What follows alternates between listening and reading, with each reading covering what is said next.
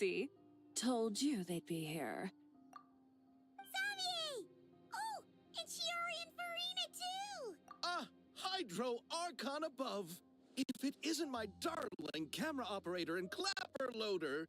A very happy Fontinalia festival to you as well! I'm guessing you came back to celebrate with us? Yep. And help out too! Even though the last festival had some unexpected hiccups, making the film was still super fun. Since you're all here together like this, you must be planning on entering the competition, right? Of course! A celebration of the entertainment industry. No one who's anyone would choose to sit this one out. It only happens once a year, after all. Fontaine Fashion Week might be more my speed, but the film festival brings in a lot of orders and boosts brand recognition, so I wasn't going to miss out either. A few new awards have been added this year, too.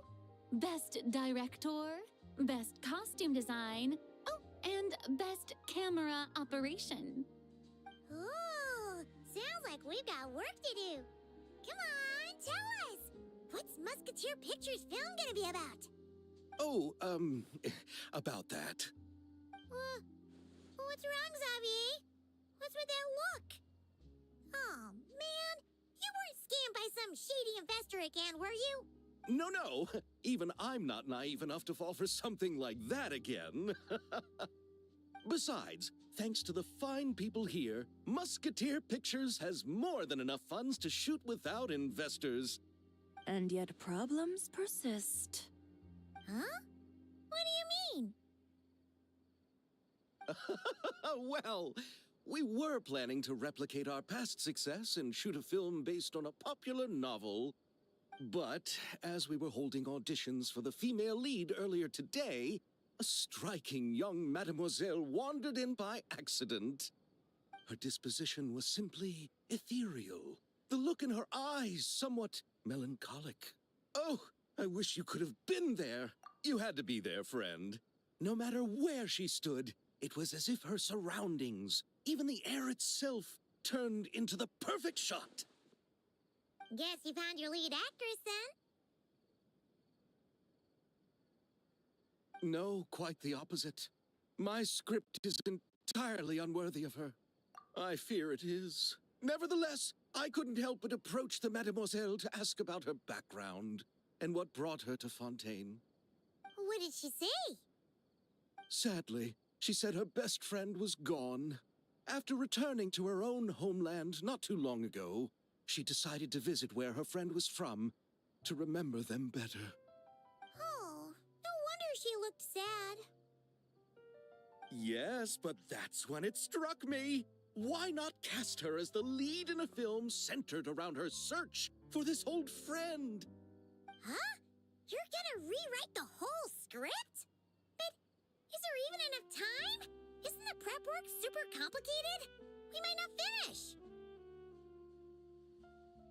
Think about the difficulties we faced with the Two Musketeers. We had to start from scratch back then, too. I'd say we're ahead of the game this time. Guess so, but... Don't worry, Paimon. Shiori and I have evaluated the proposal, and we support Xavier's decision. I won't really need to start on the costumes until the cast is finalized, so it's not too much extra work for me. Oh, fair mademoiselles. How can I ever thank you? Finishing the script would be a start. You know, compared to a commercial popcorn flick, I do prefer the idea of shooting a more artistic film. One that leaves a profound and lingering impact in the hearts of the audience. I agree. True trendsetters are the people who dare to go against the grain. Wow! Leave it to Director Farina to have a vision. Honestly, though, the artistic passion of everyone at Musketeer Pictures is inspiring. Anyway, now that we've heard so much about this lead actress, Paimon's gotta know who it is!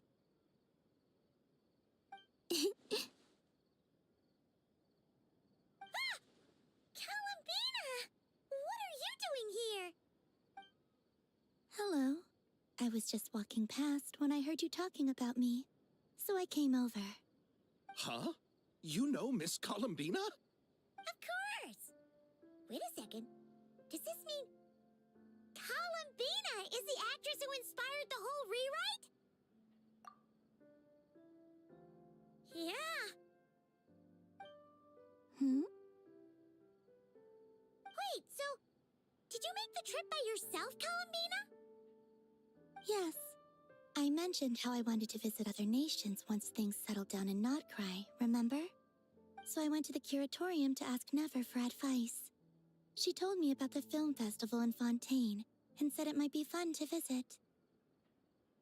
I spoke to Lauma before I left too, and she thought it was a great idea to get out for a bit.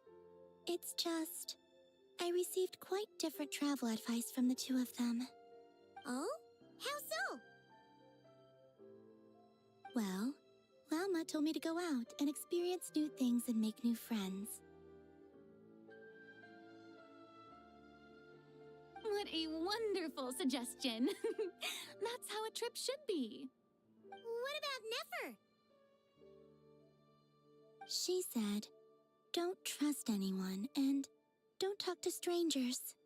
Yep, that sounds like her. I can understand that too. It shows this Nefer cares about you a great deal, Miss Columbina. Yes, so I plan on combining their advice. All I need to do is turn strangers into friends, and then I can talk to them. Huh, that kinda makes sense, but also not. Hey, Chiori. Oh, look who's back. Happy Fontinalia Festival, you two. Oh, looks like we have a superstar in our midst. How about an autograph, Big Shot? Ha ha, very funny. All settled then? Yep, the Duke gave his blessing, and I cleared it with the Udex. During the festival, inmates with good behavior will get a chance to spend some time on the outside. Under the stringent supervision of the Special Patrol, of course. Risley! It's been a while! Happy Fontinalia Festival! Does that mean Veronique and her brother will be at the festival? During a specific window of time, sure. Doesn't hurt to give the inmates something to look forward to. A little sun'll do them some good, I think. This is a friend from your travels, I'm guessing. Thought I heard something along those lines? Right! We should make some introductions, huh? Chevros, Risley, this is Columbina, a friend we met in Notcry. Welcome to Fontaine, Miss Columbina. I bet the weather's been quite an adjustment. Yeah.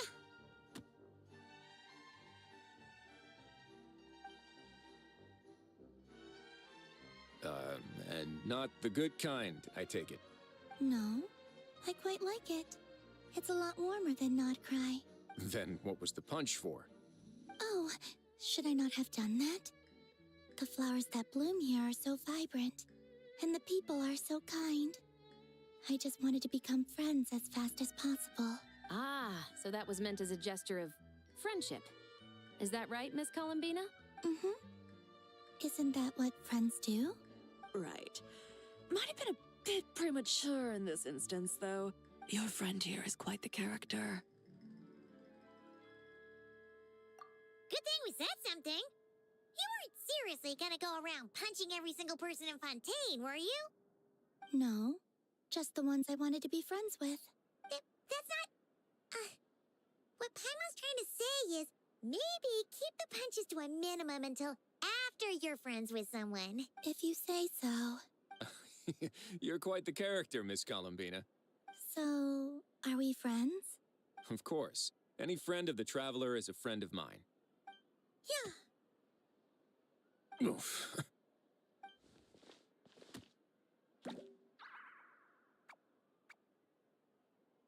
When it comes to friends, you sure know how to pick 'em. So Miss Columbina is the lead actress I've been hearing so much about. The whole thing about her aura is starting to make more sense. You gonna be part of the film this time too, Chevros? That was the plan. But now that Mr. Xavier has changed the direction, I don't think I'm in quite as many scenes. It's all for the best, though. A different crew asked me to help consult on some of their musket work. Oh, sounds like our trusty musketeer is as popular as ever. I'm just going where I'm needed. I'm more than willing to help with whatever this production needs as well. Ah, well, speaking of, would you happen to know if there are scenic locations around the court of Fontaine that other crews haven't booked? The festival's pretty popular this year, so there's not a lot left. You might just have to talk it over with the other productions and see if they'll let you squeeze in here and there. I see. Having trouble finding a filming location? Yes, we made a last-minute decision to go down a different route, so the indoor locations we reserved are no longer a good fit. And it looks like all of the best outdoor spots have been taken. You know, I might know a place. Good views, good atmosphere, and no production team has snatched it up. That sounds perfect! Where is it? You want me to reveal it just like that? Come on, let it be a surprise. As much as that sounds riveting, I think we should divide and conquer. You go do that, and Director Farina and I will take Miss Columbina around the city to discuss lighting and styling. Is that all right with you, Miss Columbina? Traveler?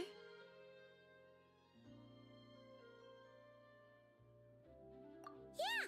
Everyone here is our friend! Okay. All right, then the Traveler and I will go check out this potential filming location. I'll leave this to the Duke then. Okay then.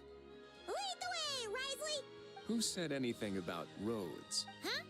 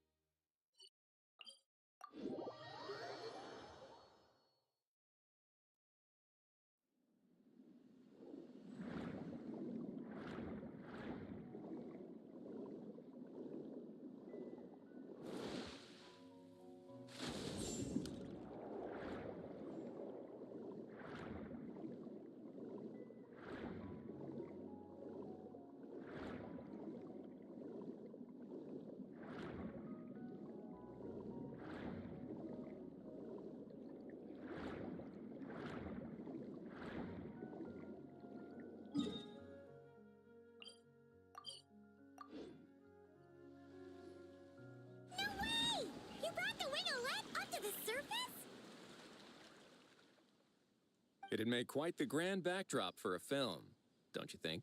Paimon's more focused on the fact that this thing is supposed to be underwater. True. And keeping up with the maintenance on a vessel this big is a lot of work. It takes a crazy amount of manpower just to keep it up and running. Oh. Paimon kind of thought it just sat there until you needed it. I wish it were that simple. The truth is, the maintenance costs on this thing are substantial. So we decided to rent it out during the festival to earn some extra mora. Besides, the inmates are the ones who keep it in good shape. Seeing the fruits of their labor put to use is a good form of social rehabilitation for them. Huh. You've really thought this through. What you think, Xavier? Is this a good place to shoot? Ah, I've got it! Good messieurs and mademoiselles! Gonna take that as a yes. The beginning is the hardest part, and the opening of this film has been eluding me, but now I know just how it should start. Glad to hear it. Thanks for bringing us here, Risley. Don't thank me just yet. Huh? Not a done deal as in someone already rented it out? This person isn't affiliated with a production team. The rental fee was high enough to scare off plenty of other film crews, but she didn't blink. Made quite the generous offer, and didn't even attempt to haggle. Do you know what she plans to use it for? I'd like to at least have a rough idea before going in to negotiate. I didn't ask for the details, but I did see what looked like a fishing permit and a business license on her desk. My guess is she's planning on using it for some kind of restaurant or aquarium. A floating restaurant is sure to attract people, but an aquarium sounds cool too. The views from the ship make it a great spot for a date. The winglet might not be under my command right now, but it's always nice to see her admired. A film is sure to drum up some good publicity as well. I do hope we can work something out with the current captain. Well, guess we should head over and talk things out then. Best of luck.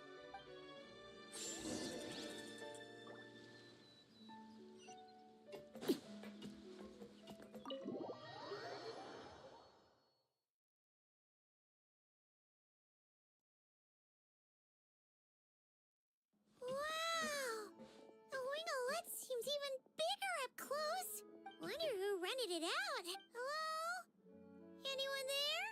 Perhaps the captain had business to attend to elsewhere. But why rent such a massive boat just to have it sit here without even leaving so much as a note?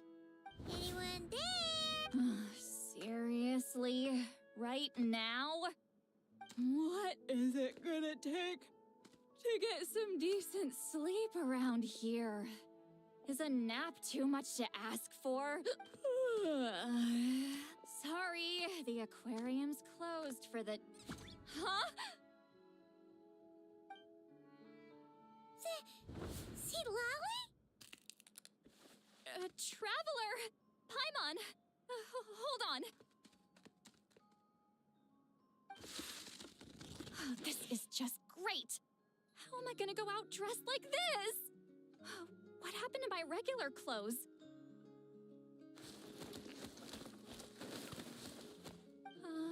The wash! I put them in the wash after I drank too much and fell into the fountain. Oh, this can't be happening. Am I seriously gonna go out like this? Think we might have caught her at a bad time. See Lolly? I don't want to hear it. Hear what? A single word about what I'm wearing. No comments, none. Is that clear? Oh, yep. Crystal. Huh? You think so? No, wait, I told you not to say anything. What was... Oh, his thoughts. I heard his thoughts. How could I forget about that? Oh, this is so embarrassing. I seemed a little too pleased to get that compliment, didn't I? Wait, the mind reading went both ways. Does that mean the traveler's hearing all this too? Oh, you clearly did. Huh? What did we do? Paimon's not following. Nothing. It's nothing. Let's just move on. Did you need something? You're not here alone, I see. Hello. No wonder we ran into each other in Fontaine of all places.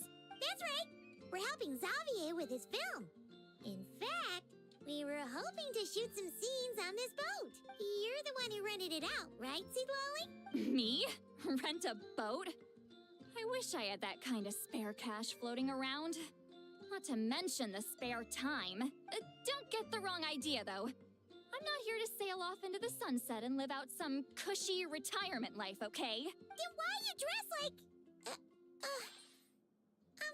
how did you end up staying aboard the Winglet? Well, I heard one of my favorite light novels was getting turned into a film, so I came to Fontaine to catch the premiere. Originally, I booked a room near the Opera Epiclese, but I'm quite particular about where I sleep these days. I think it's an age thing. And that bed? Oh, I just couldn't sleep in it. I tried to find a different hotel, but with the festival, everything was completely booked. Just as I was worried I'd have to sleep under a bridge or something, I happened to spot a help wanted sign on the side of the road. Oh, so you're here to take care of the boat? No, I was hired to man the front desk. The pay is a bit low, but food and drinks are covered. And it includes room and board during the festival. Plus, the job is simple. Wow! They actually thought you'd be a good fit, huh? What? You don't think I'm cut out for it? All I have to do is tell people the aquarium isn't open yet. Other than that, I'm free to do whatever I want. That's all? Yeah, I was also kinda shocked. But it's not a lie. Did your boss mention anything about being open to film crews using this space? No. Oh, she's around? She's nice enough, I suppose. Back at the Masters of the Night Wind, I'm used to being the one giving orders. But working under her doesn't feel like being bossed around. Well, She did tell me she'd rather not be disturbed, though. got it. Thanks for the heads up. All right, the captain's quarters are this way. I can take... Wait. But I'm wearing... whatever. I doubt she'll care. Miss Guillotin? These visitors were hoping to ask you about something.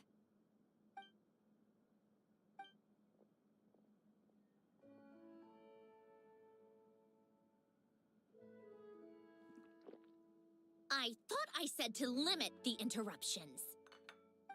Just tell them the aquarium is still...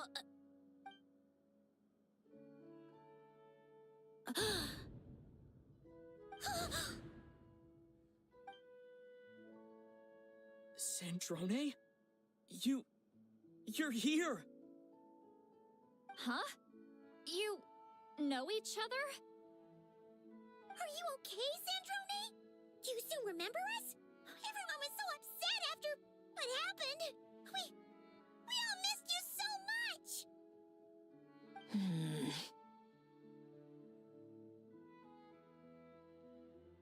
Miss Seat Lolly, why don't you escort this gentleman to the reception area for a cup of tea? I have something to discuss with these two in private. Ah, I see. Right this way, Mr. Xavier.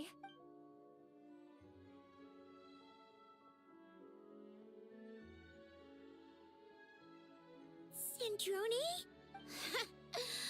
I really can't go anywhere without running into you two, can I? Are you okay? During the battle, your core... It was... Destroyed by that bastard Dottore. That's right. But as you can see, I'm fine now. No major issues. Or at least, there shouldn't be. Oh, what a relief! Why didn't you tell us sooner? Or come back to see your friends? Now that I have the chance, I just want to say... Thank you for saving me. Huh? Ugh, don't get the wrong idea. I only saved you so we could complete that formula and defeat Dottore once and for all. Even if he did crawl back from the grave to make us all miserable again. That doesn't matter. You're still a hero. All right. But it wasn't just me. All I did was lend my brilliant mind to the cause and take care of one part of the plan. Although, I'm not denying it would have fallen apart without me. You got that right. You're amazing. But how did you go from From a lifeless pile of scrap to looking like this? Well, my mom was trying to put it a bit more gently, but yeah. Where do I even start?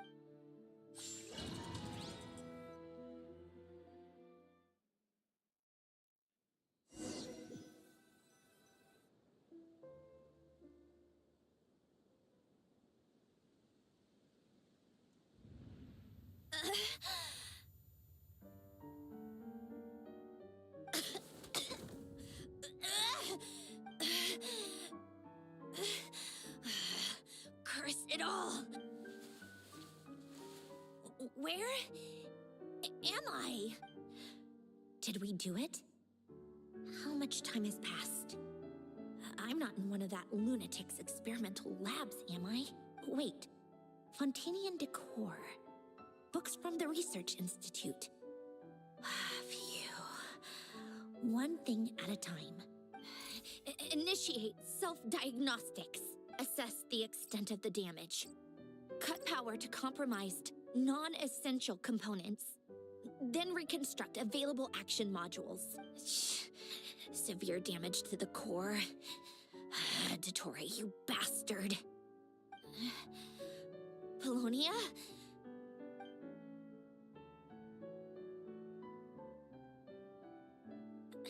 Polonia, wake up! Activate! You're in even worse shape than me. Internal gears and energy circuits are barely intact. Extreme damage to the core, just like me. Rebooting is off the table.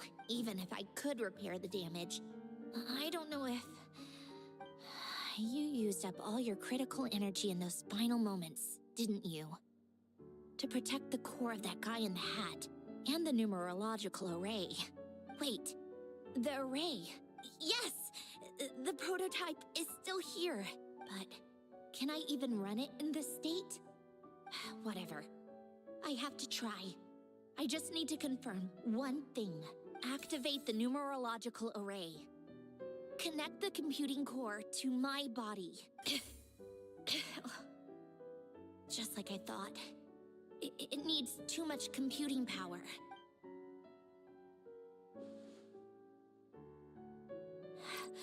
Cut off power supply to all functions except the thinking module. Please. I just need to ask one question. Initiate query regarding the 3 moon sisters. How many living moon goddesses are there in possession of the Trilunar Authority? 1. It worked. You did it, Columbina. You made it back. But how did I survive? The self-diagnostics showed damage severe enough to shut me down for good. What triggered the reboot? A built-in message? Only visible after a core reboot. The final gift. Alen! Were you the one who gave me this second chance? But why now? What activated it? What is that? A vision? Wait, no. It's a stellar linchpin?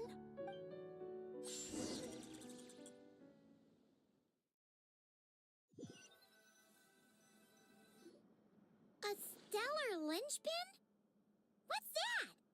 You can think of it as a rare kind of vision. As for what causes one to manifest, well, that's still unknown. But in Snezhnaya, or in Afatui's research at least, it's believed to have some connection to the third descender. The third descender? We knew his remains were used to create the Gnosis, but this is the first we're hearing about a stellar linchpin. You knew about the remains? Right, of course. Look who I'm talking to. Yes, the heavenly principles used the remains of the third descender to create the 7 Gnosis as a means to consolidate the Archon system. Visions result from that same system, so extrapolating from there, it's clear that the manifestation of a vision is also, to some extent, related to the third descender. Still following? For those that wield them, visions serve as a means to channel elemental power. The same is true of stellar linchpins. The difference is that, when wielding elemental energy, stellar linchpin users often exhibit a unique kind of power that seems to come from beyond to that. It's believed that, when a stellar linchpin manifests, impurities from the remains of the third descender get fixed in place. Hence, the name. That's also believed to be the source of the strange power I just mentioned. We've heard that visions can appear when someone has a really strong wish or desire. Stellar linchpins sound kind of similar, so does that mean... Huh? Oh, don't look at me like that. I've never had any grand wishes or aspirations. Just a list of things that drive me up the wall. So if you're asking why this thing appeared, I have no clue. All I know is that without it, the gift Alen left me, this built-in second chance, never would have triggered. The damage to my core was too severe. But thanks to the stellar linchpin's manifestation, it did trigger. And after my core rebooted, I was able to repair the damage to my body. I also managed to import the numerological array, along with some of Polonia's surviving algorithms, into this form. Wait, does that mean Yes. Unfortunately, Polonia is beyond repair. Oh, we're so sorry to hear that. But you also mentioned something about a final gift? Yes. Alen often spoke to me about wishes and desires when he was alive. I suppose he thought there might come a day when I wished for something, and was willing to sacrifice my own life to fulfill it. So he left me a chance to start over. No, never. Alen once said I was his proudest masterpiece. That might sound boastful coming from me, but it's also an undeniable fact. After Alen died, I started studying how Paulownia and I worked. Paulownia is essentially a computational machine, so it wasn't difficult to figure out the mechanical principles there. But when it came to my own structure, that's when Alen, the Lord Artificer's true greatness, struck me once again. I attempted to imitate it when I created Catherine, but in the end, she turned out to be nothing more than a superficial replica. What? But his creation skill, Catherine, is super impressive. We were shocked when we first found out she was a puppet. No, she's nothing compared to what Alen was able to create. Some of the mechanical principles of my own core are still a complete mystery to me. Keeping that gift hidden wasn't even a challenge for him. Just a shame I had to waste it on fighting Dottore. I just couldn't stand the thought of him coming out on top. If you put it that way, the world owes me a whole lot then, doesn't it? Wait, but all this still doesn't explain what you're doing here. Risley said you rented the ship and even had some kind of fishing permit? That's because I'm trying to go back to the place Alen and I lived when he was alive. My former home, I suppose you could say. The second chance wasn't the only part of the gift. According to the message, Alen left me a few other things that are stored in the house we shared together. I'm hoping that whatever he left me can help fix certain anomalies in my rebooted core. And help me understand why I received a stellar linchpin in the first place. Okay, so go back then. What does that have to do with fishing? And to think I'm talking to the saviors of Fontaine. Did you forget that the water levels have been rising for centuries? I can't just go back to the place I used to live because now it's underwater. Oh, right. With the rising water levels and changes in terrain, it's not just a matter of finding where it is, but also clearing away any sediment or debris. But Fontaine law prohibits unauthorized individuals and organizations from excavating underwater ruins. A Melazine caught me the minute I even made an attempt. Why not apply for authorization then? And face the endless slog of Fontanian bureaucracy. No thanks. Besides, I'm a Fatui harbinger. The diplomatic implications alone would be enough to give the gestionnaires at the Palais Mermonia a headache. A fishing permit, on the other hand, isn't difficult to obtain at all. Minimal paperwork required, and under the name Guillotin, the application was a cinch. So you're exploiting a legal loophole? Am I? That underwater home belongs to me. If I happen to chance upon it while doing some fishing, what's the issue with that? Of course, I do have to catch some fish to put in the aquarium, just in case the gestionnaires come to check up on things. That's also the reason I hired someone to man the front desk. Huh? But isn't that kind of a waste? He went to all the trouble of getting a business license and rented out this giant ship. Just for show? If you want to run an aquarium that bad, be my guest. Use the facilities however you want. I'm certainly not going to stop you. All I want is to go back home and see what other gifts Alen wanted me to inherit. Hold on. Enough about me. What are you two even doing here?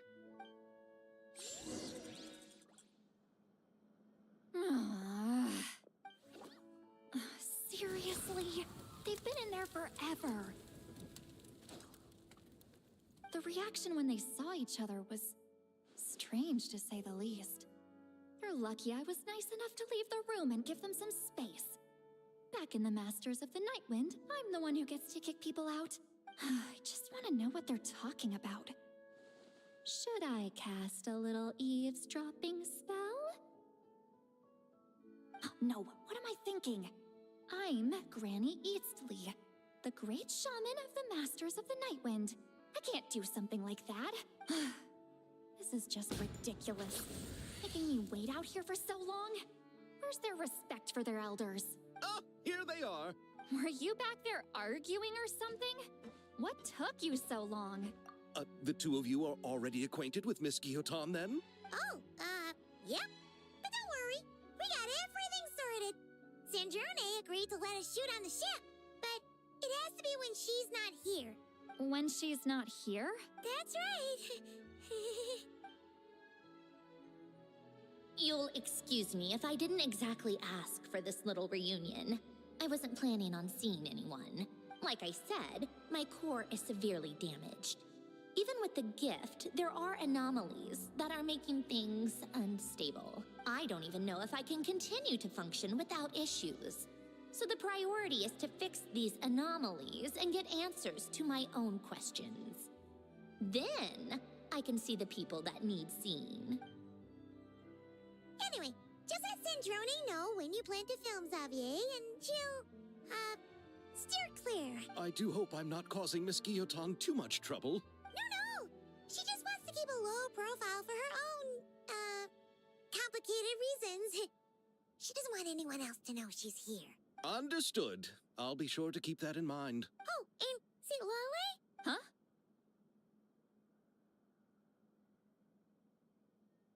You mean Miss Guillotin?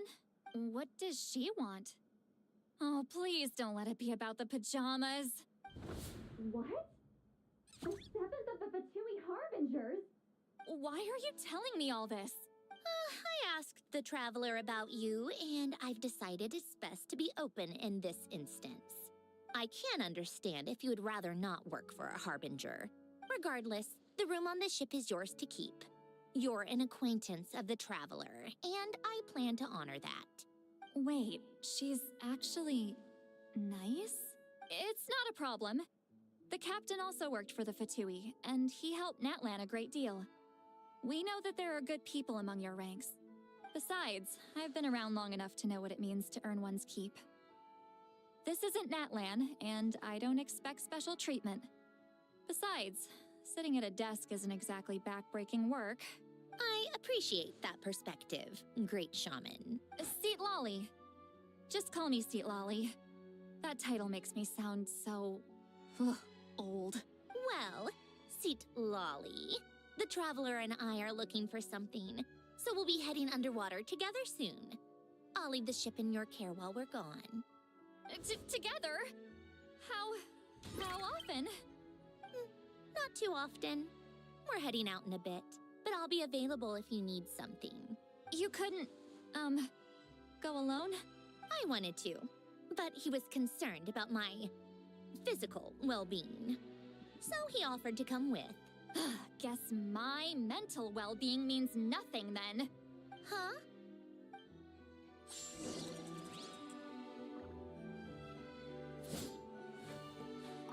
Just be quick about the whole thing, okay? Miss Guillotin is so generous. We talked it over, and she agreed to let our crew come over and do some test shots while you two are out.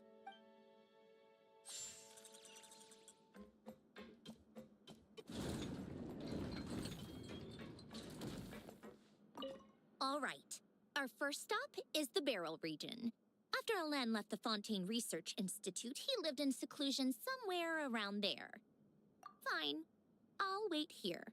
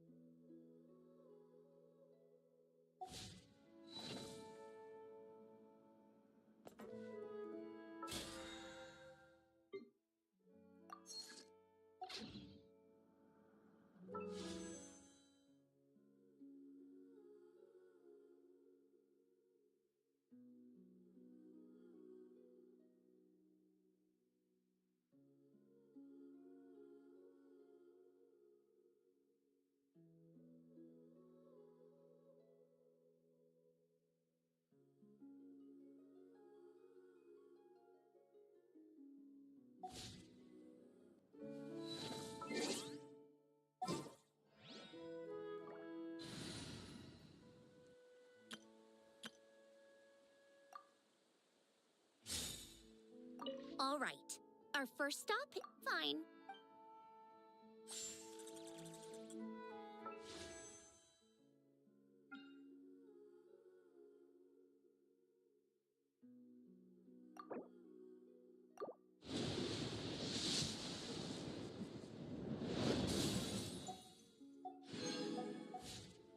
All right. Our first stop is the barrel region.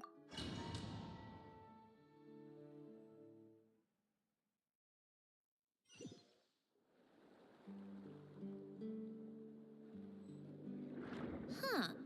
This place has changed a lot. Guess I really have been gone for a long time. Let's look around and see what we can learn. Oh, and don't forget to catch a few to take back. We need to keep up appearances, remember?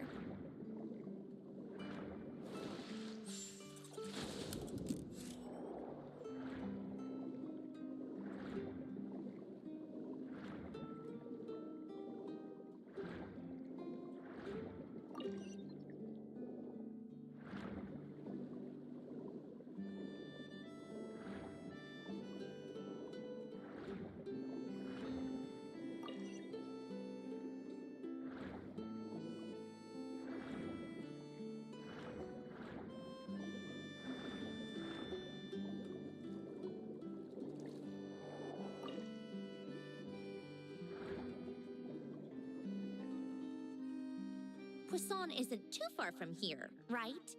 It's all a bit nostalgic, I guess. Back when I lived here, all this was still above water. All right, I have a general understanding of the terrain changes and sediment accumulation. We can stop here for now.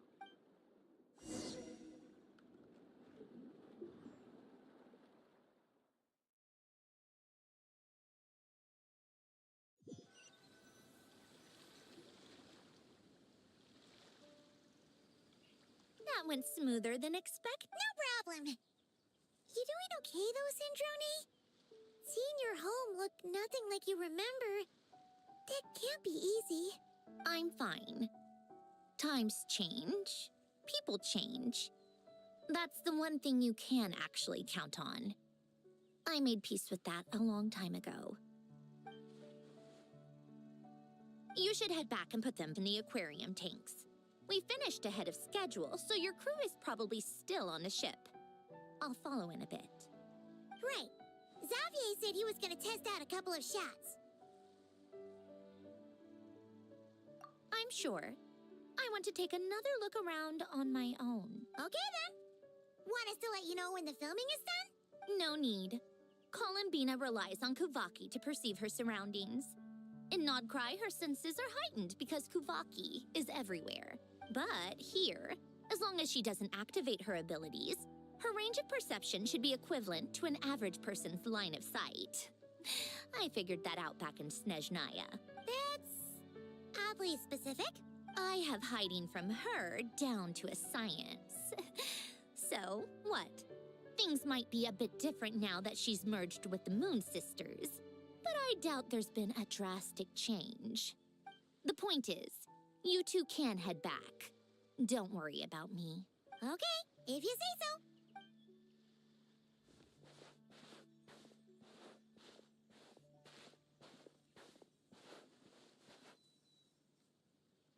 What did you leave for me, Elen?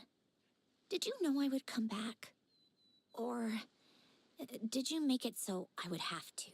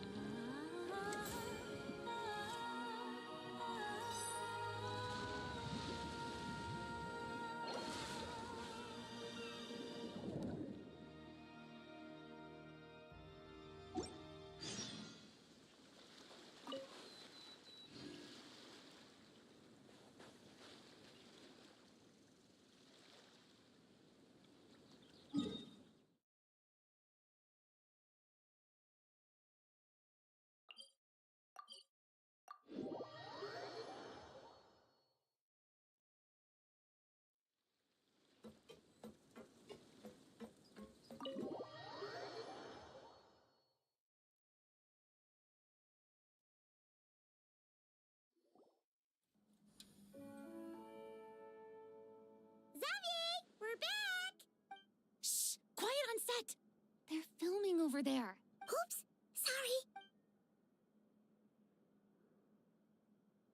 What's your take, Detective? Bullet wound to the chest. Gunpowder residue on the clothes. You think it was someone they knew? Yes. It's possible the suspect arranged for them to meet at this very spot. A reasonable deduction. What? The victim's pocket watch is missing. And cut! I think we got it! Good work, everyone! Phew, finally. Acting was nerve-wracking for me when I first tried it, too. Chevres! Charlotte! Oh, hello there, you two. You're filming here too? Yep. They heard about a potential filming location and wanted to come check it out. But when we got here, your crew had already beaten us to it. Considering all the last-minute changes, that's just what Musketeer Pictures needed. For sure! Based off the scene just now, you must be the star of the film, Charlotte! You bet. This detective costume really suits me, don't you think? Oh, for sure. You're already right at home lurking in the shadows taking pictures of this and that. Thanks, Miss Chiori. I appreciate the compliment. That didn't sound much like a compliment to Paimon. So this is a film set? This must all be quite new to you, Miss Columbina. Yes. I watched a few films with a friend once, but she thought there was no point if I wouldn't open my eyes. So she stopped inviting me. Looks like I missed out on a lot. True. But being an actor seems like a tough job. Huh? Most people would swap lives with an actor in a heartbeat. The lifestyle is so glamorous, and the pay is more than generous. But they have to act out lives that aren't their own, with the whole world watching on in judgment. If they don't do it justice, it must feel like they're letting people down. That's exactly how it feels. This young lady has quite the unique perspective. Well, that's true. But these actors are here because they want to be and they think it's fun. Most of them, at least. Not to mention, the film we're shooting is based entirely on you, Miss Columbina. You just need to be true to yourself. I don't have to pretend to be someone I'm not? Not at all. Authenticity is what we're after. For example, this first scene opens with you on the boat, sailing to your friend's homeland. You just need to think about that moment in the story and picture how you would feel. Oh, okay. We're all here? Wonderful! Let's head to the deck and get shooting. Oh, and this is for you, dear Paimon, your clapperboard. Whoa! Is this the same one Paimon used for the Two Musketeers?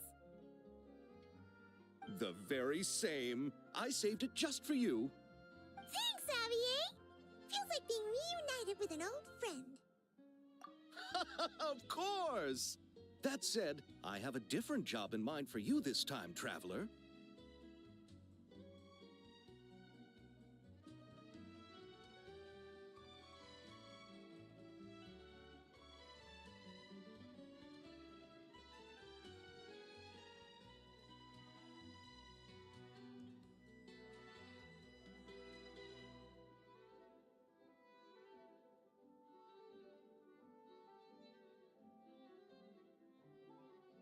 Our film is focusing on a single protagonist, so conveying the subtle changes in her state of mind is of the utmost importance. In addition to the actor's own performance, another way we can convey that is through lighting. Huh? But there's already a lighting specialist, isn't there? Yes, but it's clear the Traveler and Miss Columbina share a deep bond. You might have a better chance of understanding her frame of mind in certain scenes. Oh, that makes sense. So, what do you say? Willing to take on the role of lighting specialist? Then we'll combine them! It's settled!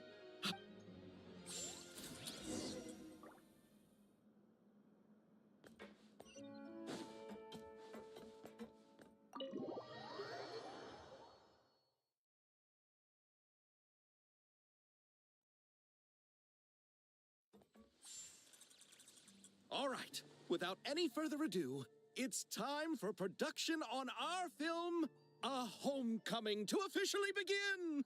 Turning it over to you once again, Director Farina. All right. Positions, everyone. Camera operator, clapper loader, get set up. Let me know when lighting is good to go.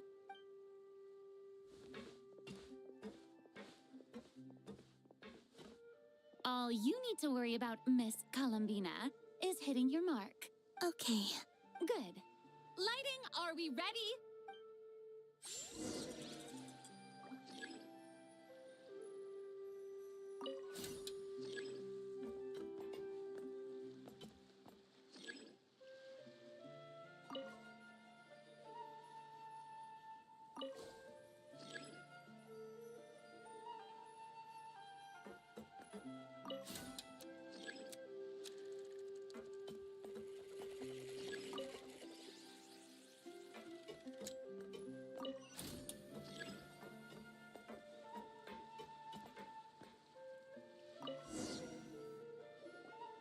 Ready.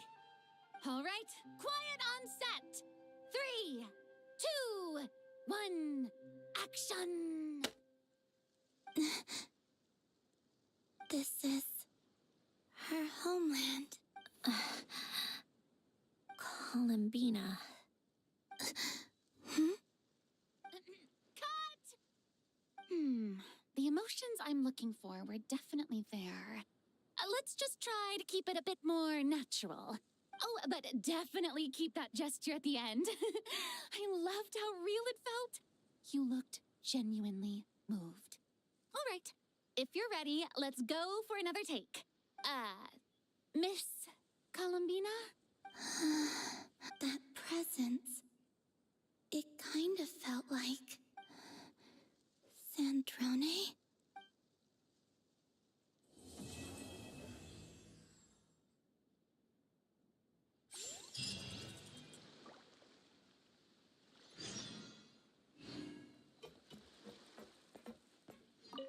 Terrific performance, Miss Columbina. Truly excellent work. Thank you, Director Farina. You really don't mind me not taking off my eye mask? Not at all. Xavier and I already talked it over. The character is based on you, so there's no need to change what you're accustomed to doing. Besides, the mask could become one of the defining traits of our film's leading lady. Just like you suggested, we'll leave the reveal to the more important moments.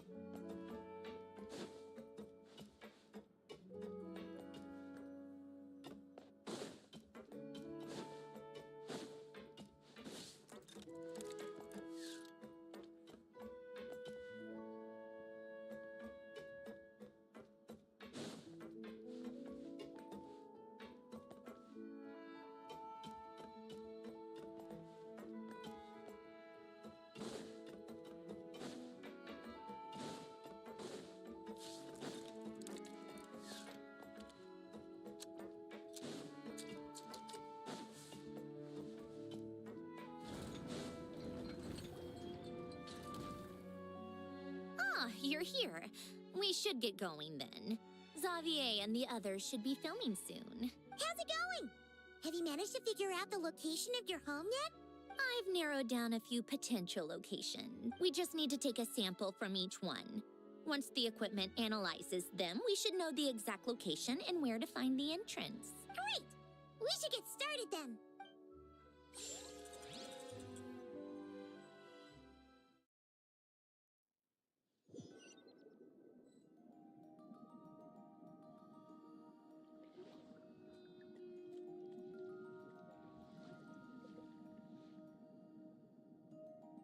All right, let's get a move on. That should do it. Let's head back. The filming should be just about done. We made good time. We might even know the location by the end of the day. You sound pretty happy about that. Do I? I suppose I've just had enough of these anomalies I've been dealing with. The sooner I can fix them, the better. Anyway, enough chit-chat. We have work to do. Oh, but let's head in through the side door. I don't want to run into the crew on the deck.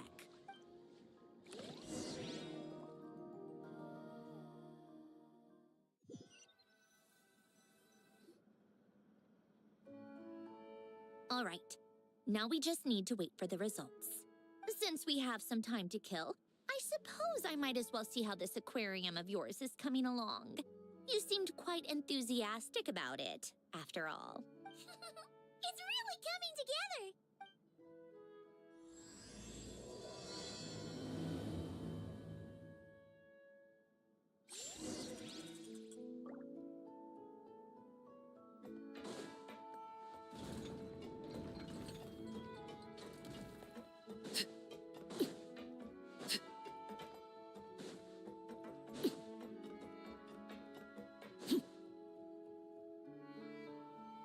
Oh, kind of impressive, actually. These must be the ones we caught the first time we went underwater. Like it? It's fine, I guess. Nothing special. Come on! It sounded like you really liked it just now. You're that proud of it? Is this a sense of accomplishment or something? Well, yeah. And it's pretty. You know it's gonna be gone soon, though, right? What do you mean? After the festival, this ship will be returned to the fortress of Meropede, and this aquarium will be no more. So? So, no matter how much work you put into this place, once the festival is over, it's all just going to disappear. But not making the most of it when we have the chance is an even bigger waste. But if you know it's all going to be gone one day, why even bother? Well, because Because you still get to keep the things you gain along the way. And those are things that can never be replaced. Doesn't that make losing them even harder? well, if you put it like that, but the happy memories we make along the way last forever. You just have to take a more glass half full perspective. Not to mention, everything we do here is going to be on film, so it'll still live on in some shape or form. And when you look back on it, only happy memories will come to mind? Exactly. So it's about finding joy in the process itself. Traveler, you're back already? What's wrong with that? You say that like it's terrible news or something. How did you get here? I didn't see you on the deck. Oh, never mind. We need to help Miss Guillotin hide ASAP. The crew is heading over here to shoot any second. What? They should be done by now.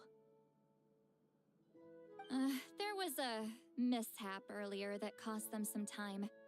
I was waiting on deck so I could warn you the minute you showed up. Anyway, you should head back to the captain's cabin right away. They're gonna be here any minute now. Ugh.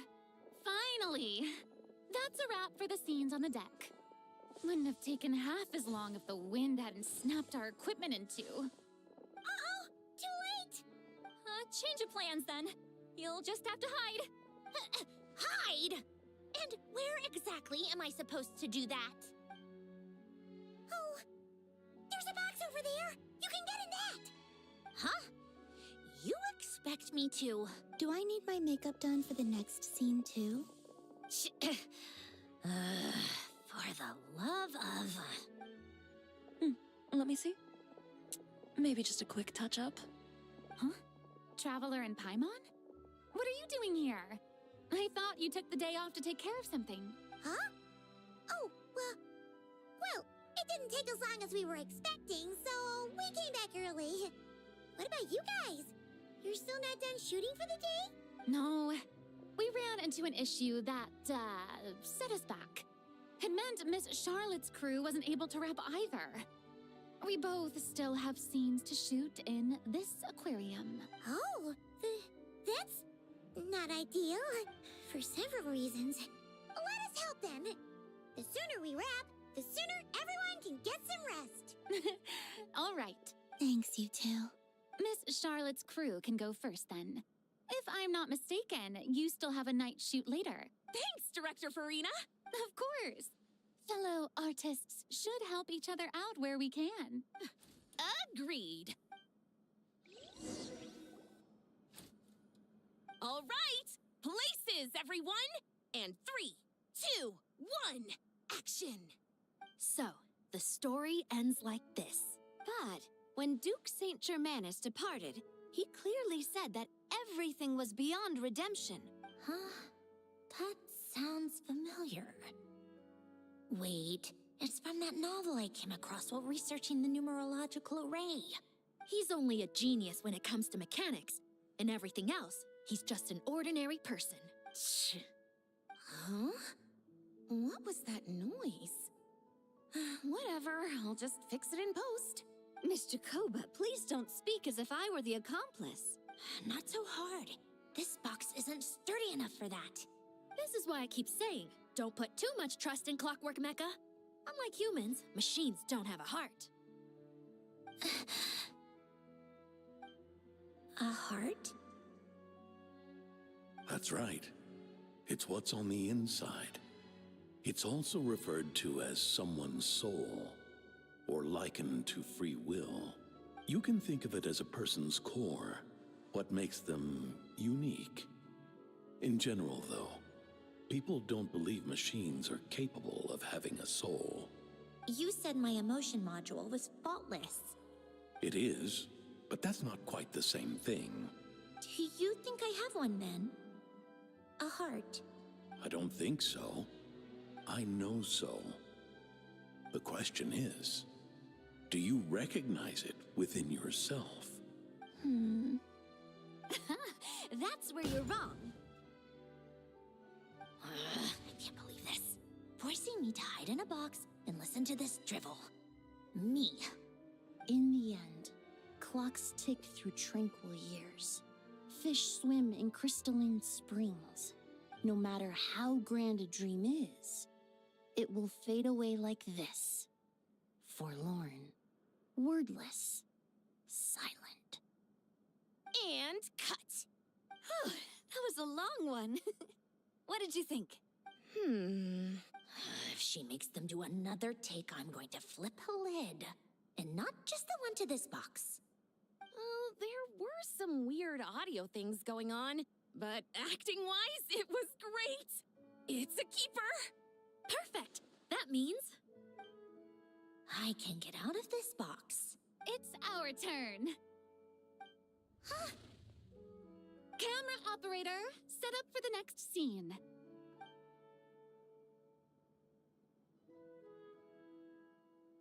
In this one, our protagonist peruses an aquarium in a foreign land and gets swept up in memories of her friend. So, in terms of lighting, that's the vibe we're going for. Got that? Shoot. Paimon thought there would be a break and Centroni could slip away. What are we gonna do now? break a leg. Yep, we're headed off to shoot our next scene. All right, quiet on set. We're about to start rolling. Ready, Miss Columbina? Miss Columbina? I think she would like this. Quick, we should roll on this. It doesn't forage with the others, or prey upon its smaller kin. Instead, it remains where it is, cradled in the coral's quiet beauty, as though the raging cyclones above are of no consequence.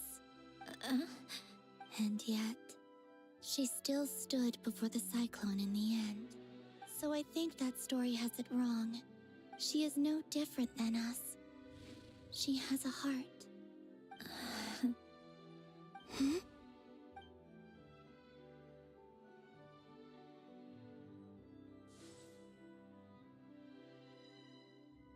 Uh-oh.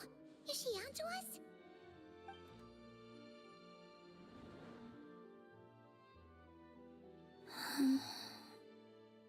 What is she doing? Cut! You okay, Columbina?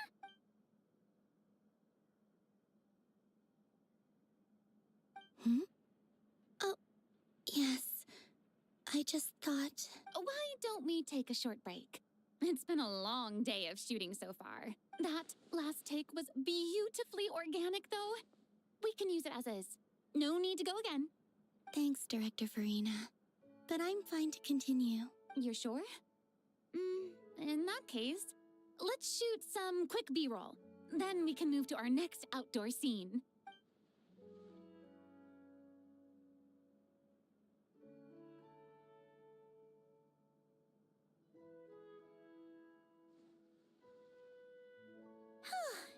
We're in the clear this time. Ugh! Absolutely suffocating. You okay, Cedrone? Right as rain. Come on, let's go check the test results. It's time for me to go home.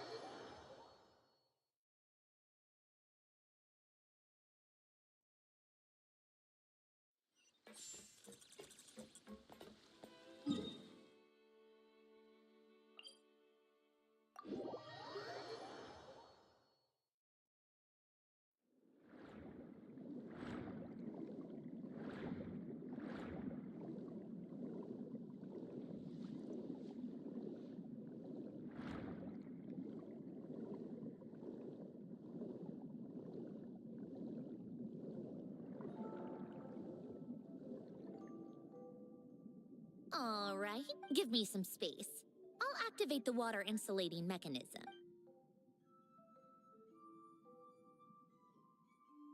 The what? Alain, much like Renee, had long predicted that the water levels in Fontaine would rise.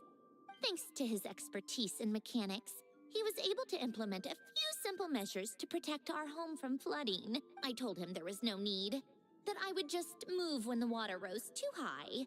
But it would seem he knew a day like this would come.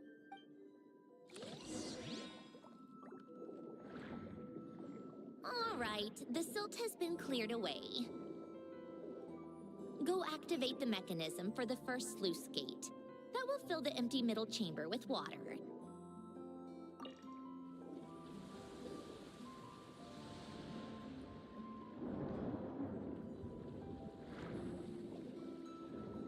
All right, now turn on the drainage mechanism in front of the second sluice gate, and this chamber will become empty once again.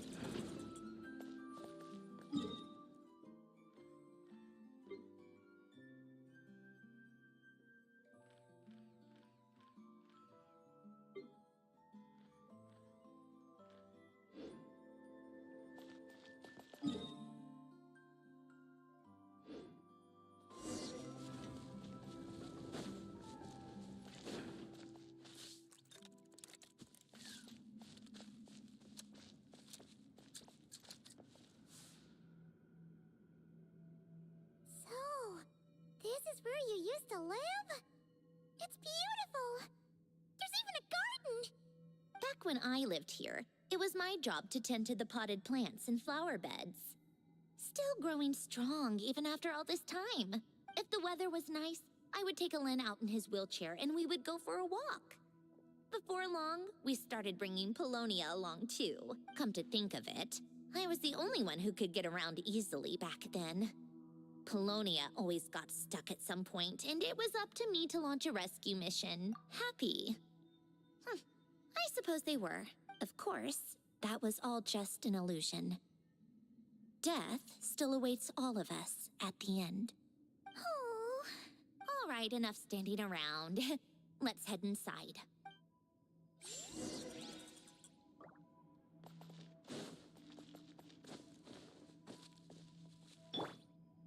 Return to the skies!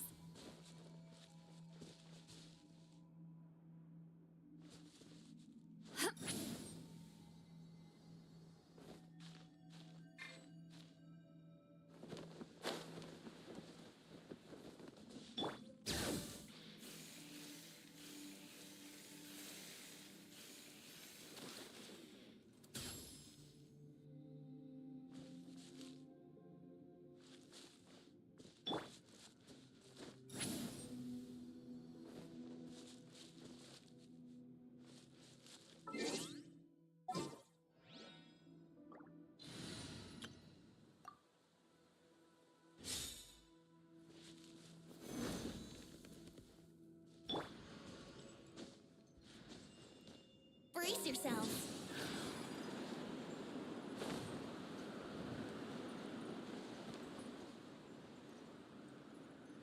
Yeah.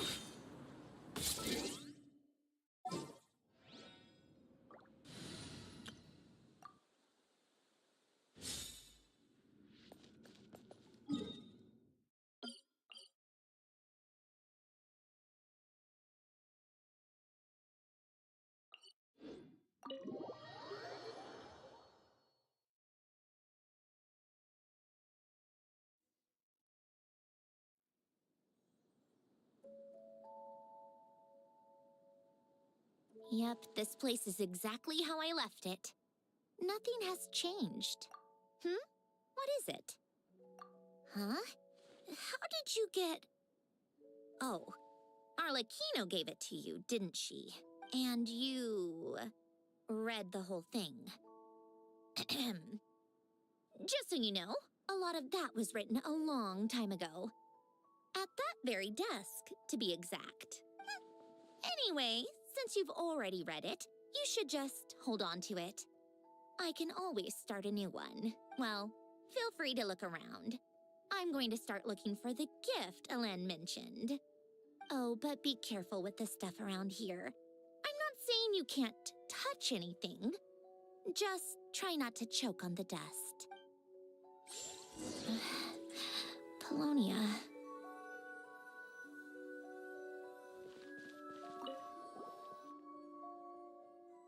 Wait. The people in this picture look kind of familiar. Oh, this was taken when Elen and Renee were both still at the Fontaine Research Institute.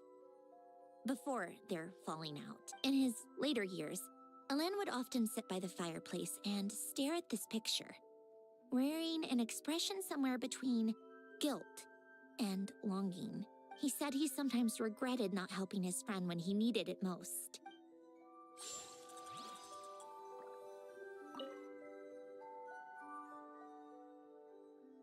Oh, these are some of Elen's drafts from his later years.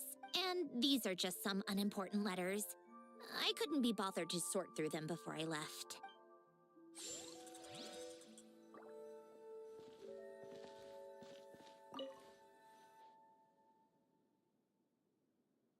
Oh, I played with these when I was little, during the first few months after I was created. At first, Elen and I would play together, but it didn't take long for me to become unbeatable. So, Polonia and I played together instead. Yeah. These don't look like Paimon's kind of games. Logic and math puzzles? Those happen to be my specialty. It's been so long. What do you say? Let's go with this one. The gears on the left are stacked from largest to smallest. The goal is to move them to the other side in the fewest number of moves. Just remember, you can't stack a bigger gear on top of a smaller one.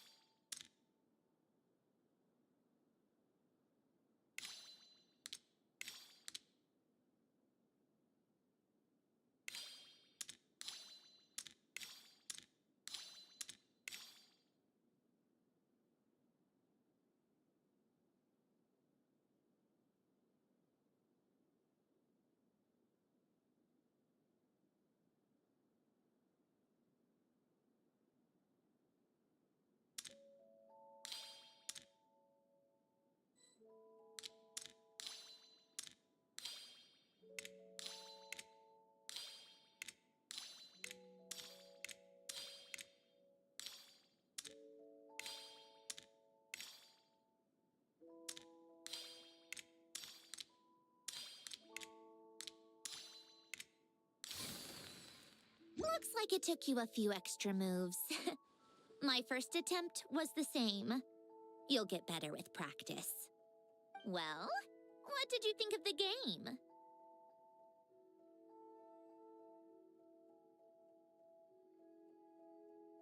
You showed quite a bit of promise, too. We should do this again sometime. There are other puzzles we could try.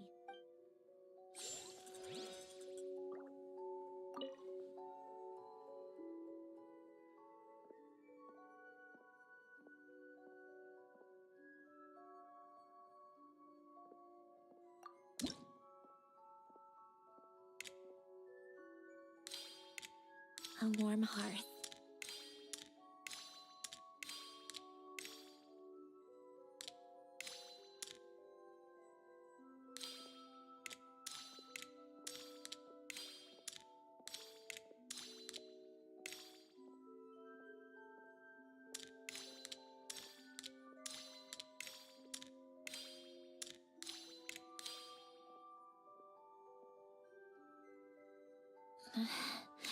Polonia.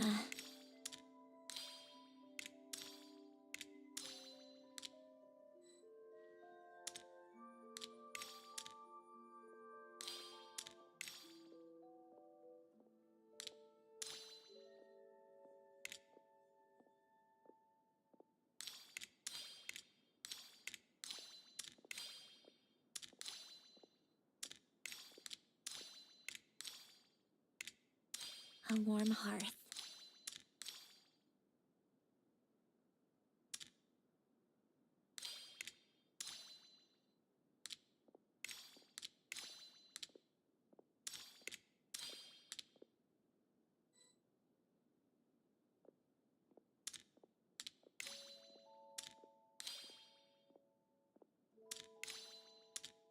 Old notes.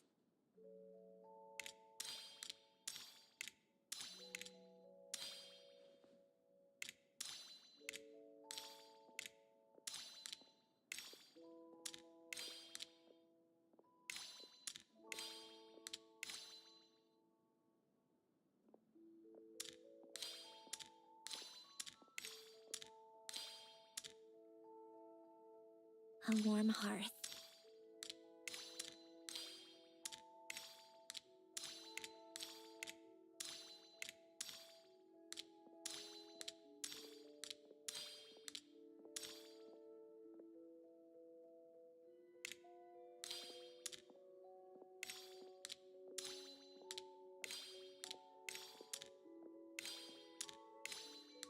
Old notes.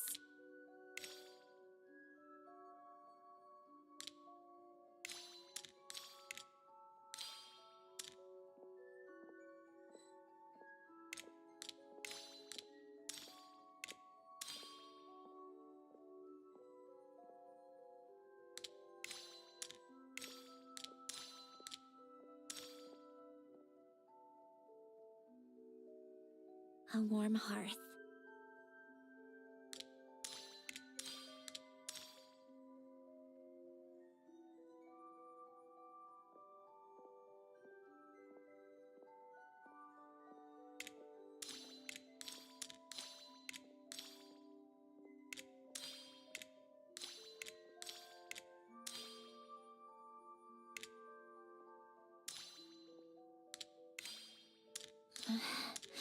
Polonia.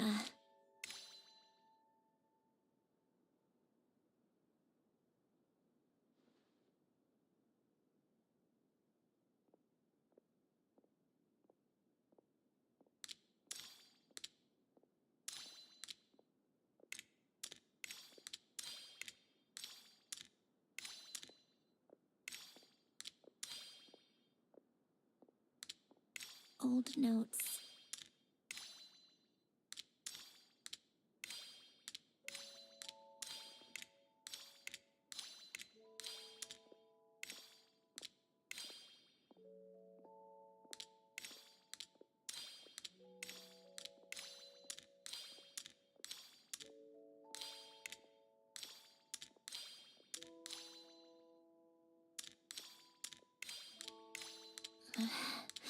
Polonia.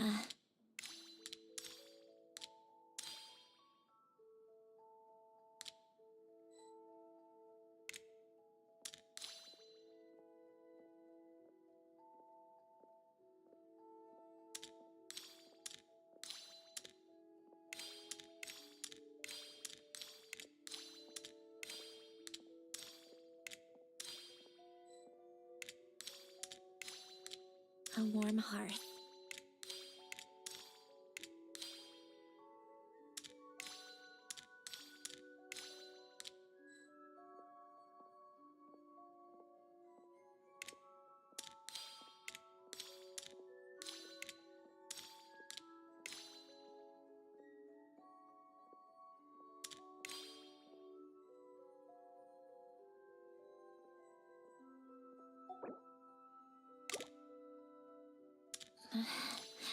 Polonia.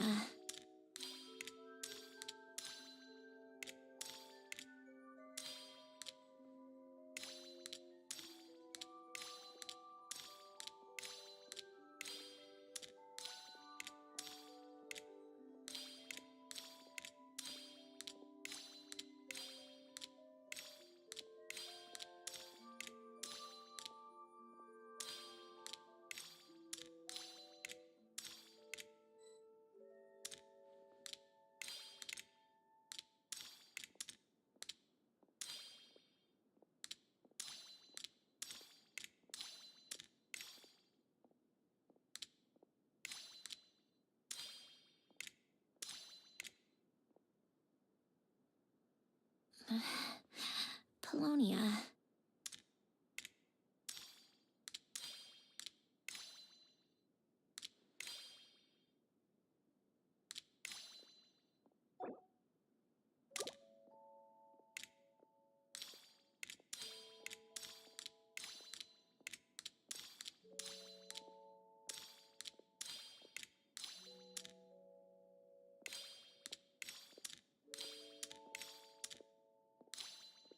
Old notes.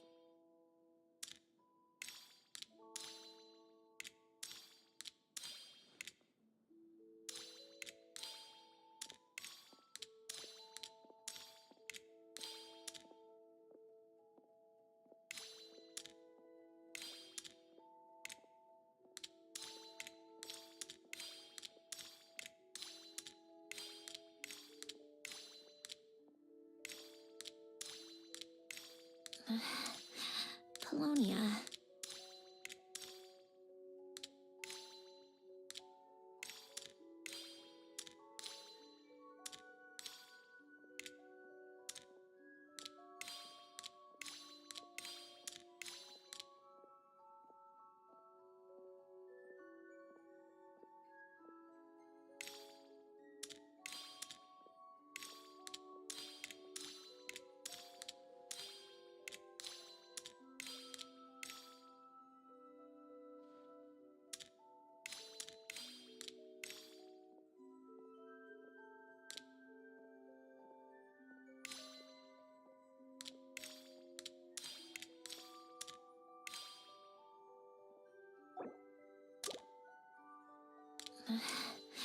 Polonia.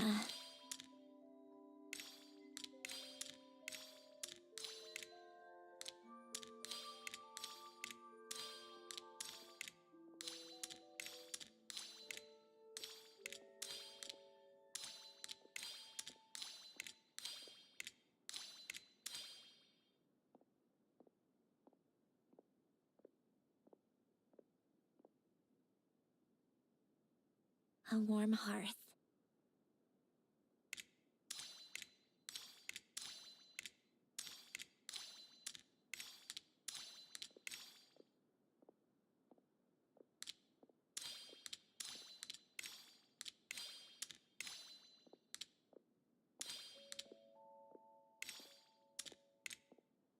Old notes.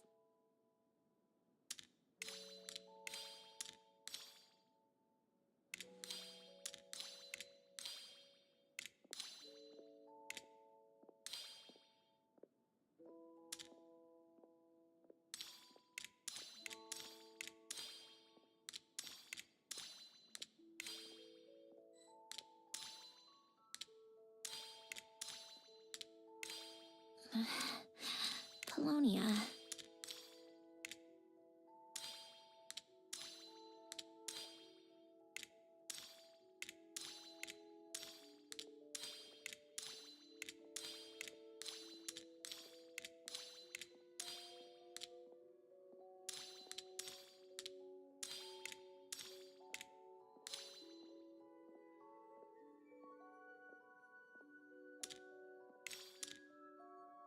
Old notes.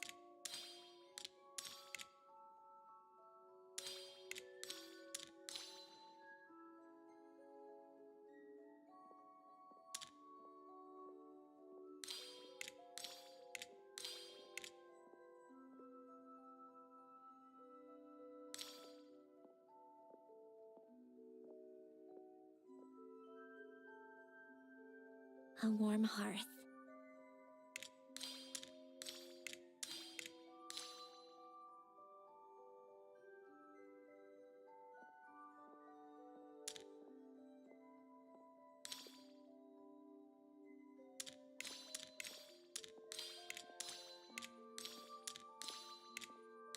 Old notes.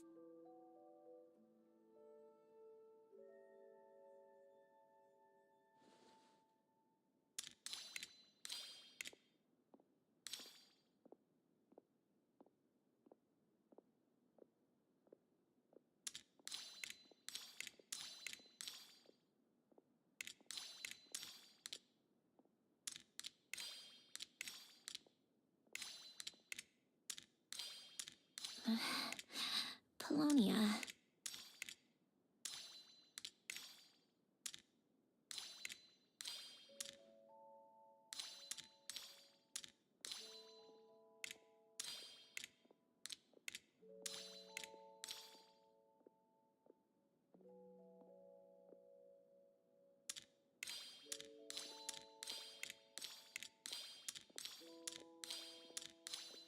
Coffee. Tea.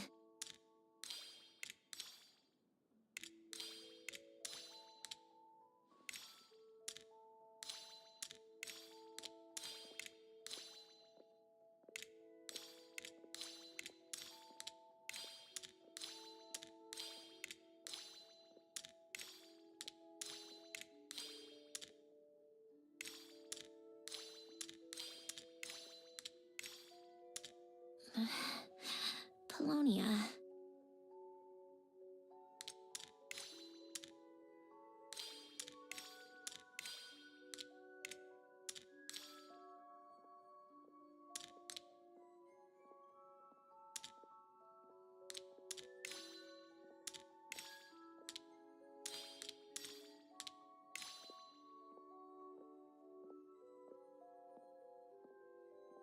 Old notes.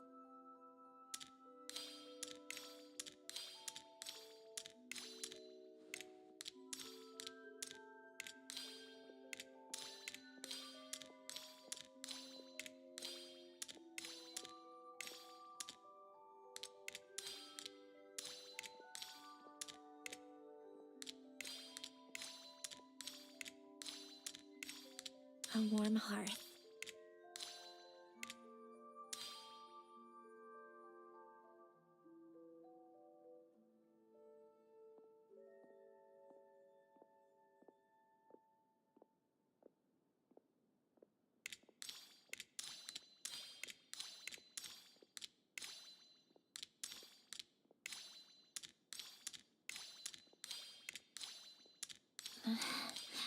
Polonia.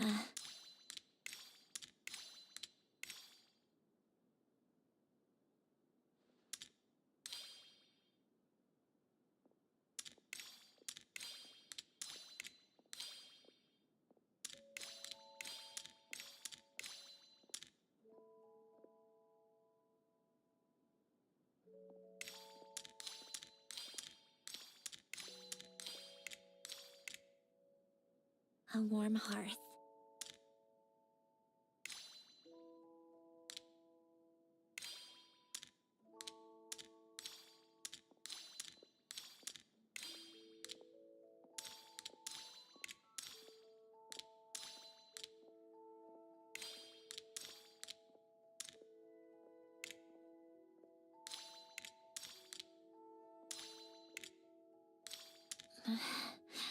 Polonia.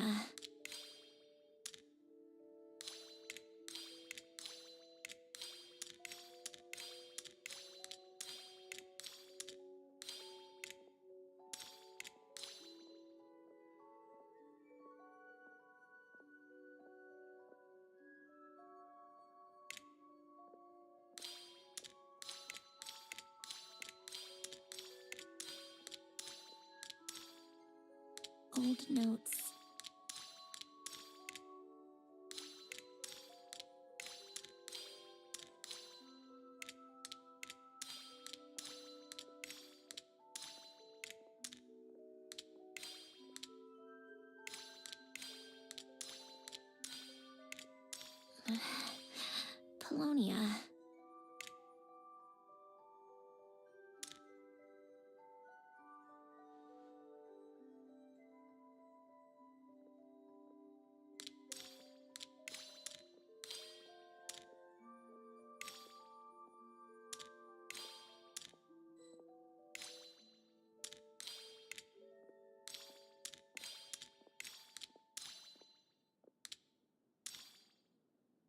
A warm hearth.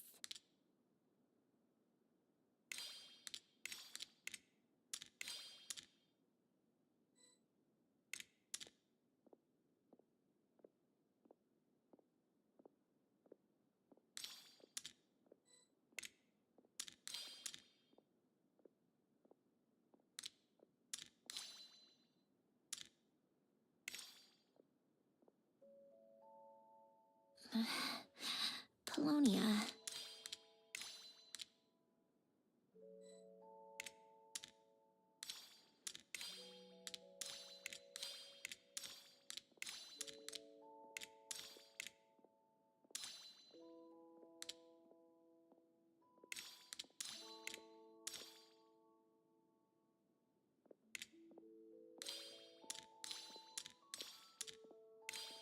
Old notes.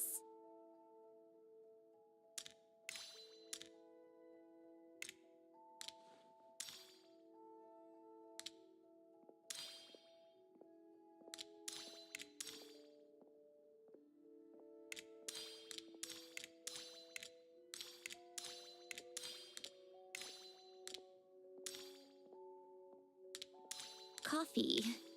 Tea.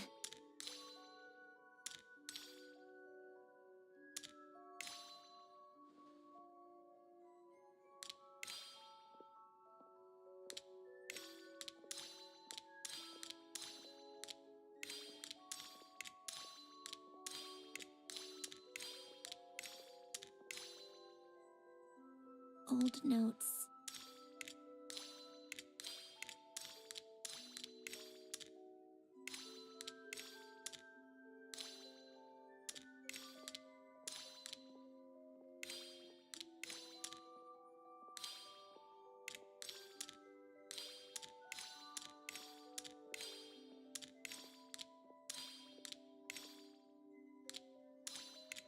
A warm hearth.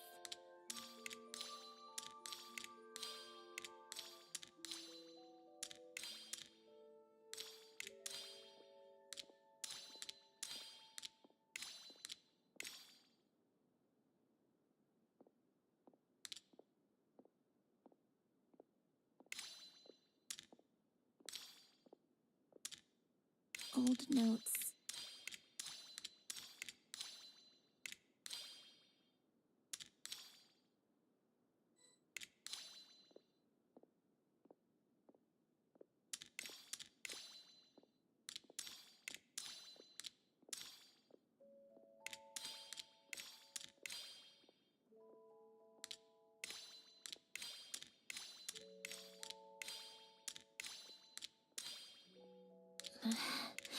Polonia.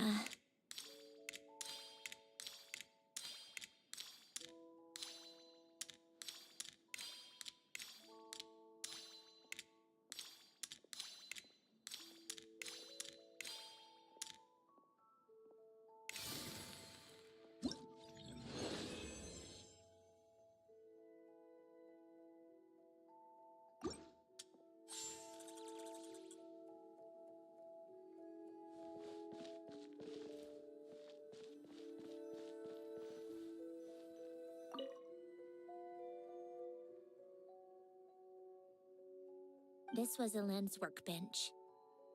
Later on, of course, it became mine. It's where both Polonia and I were brought to life. Before Elend was bedbound, this is where he would teach me about mechanics. I would sit and listen, chiming in with questions here and there. Later on, when he got too sick, I took over and would work on Polonia here.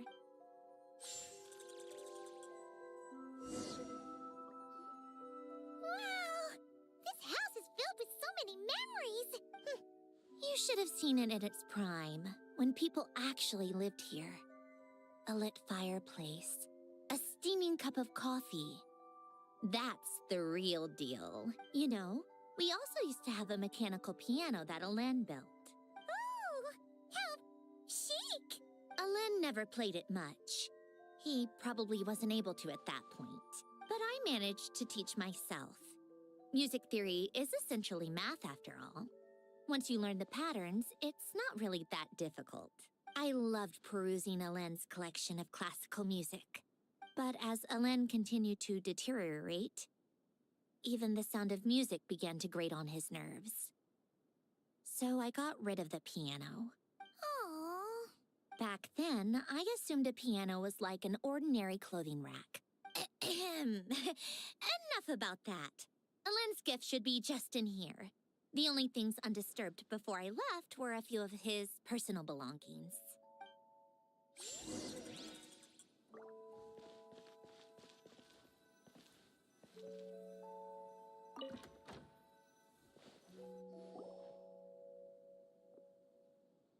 Wait, there's a hidden compartment at the back of this box.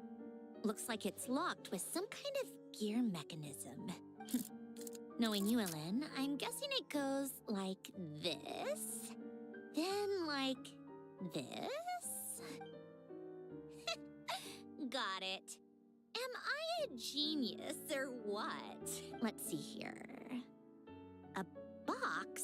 Well, you gonna open it? It's heavier than I was expecting.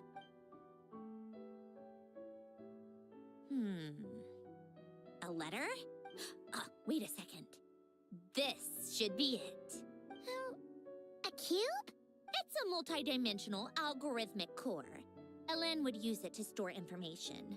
Only Polonia and I have access. All right, I'll start looking into the core and the letter. Feel free to go through the rest of the stuff and see if there's anything useful.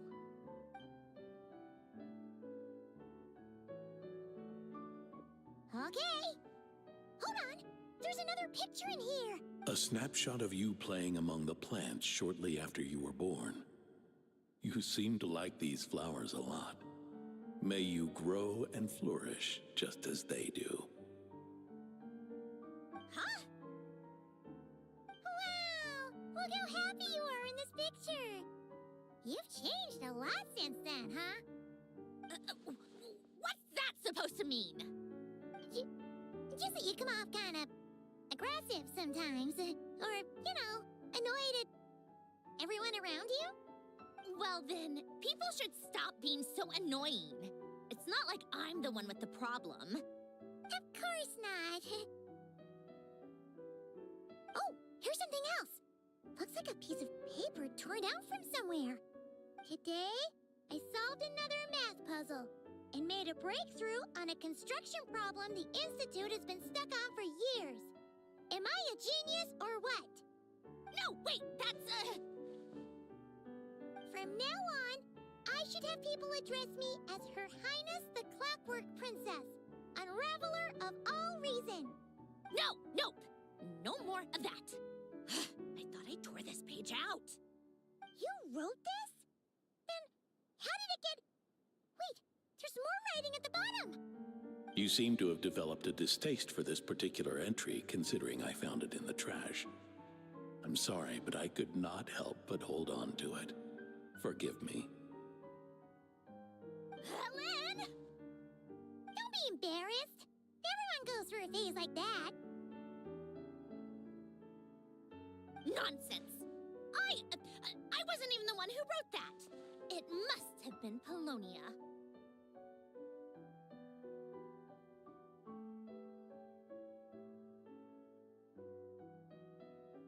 That's enough. I told you it was Polonia. You know what? We're done with this. No more rifling around in the box. Just put it down and let me read the letter. To my little clockwork princess.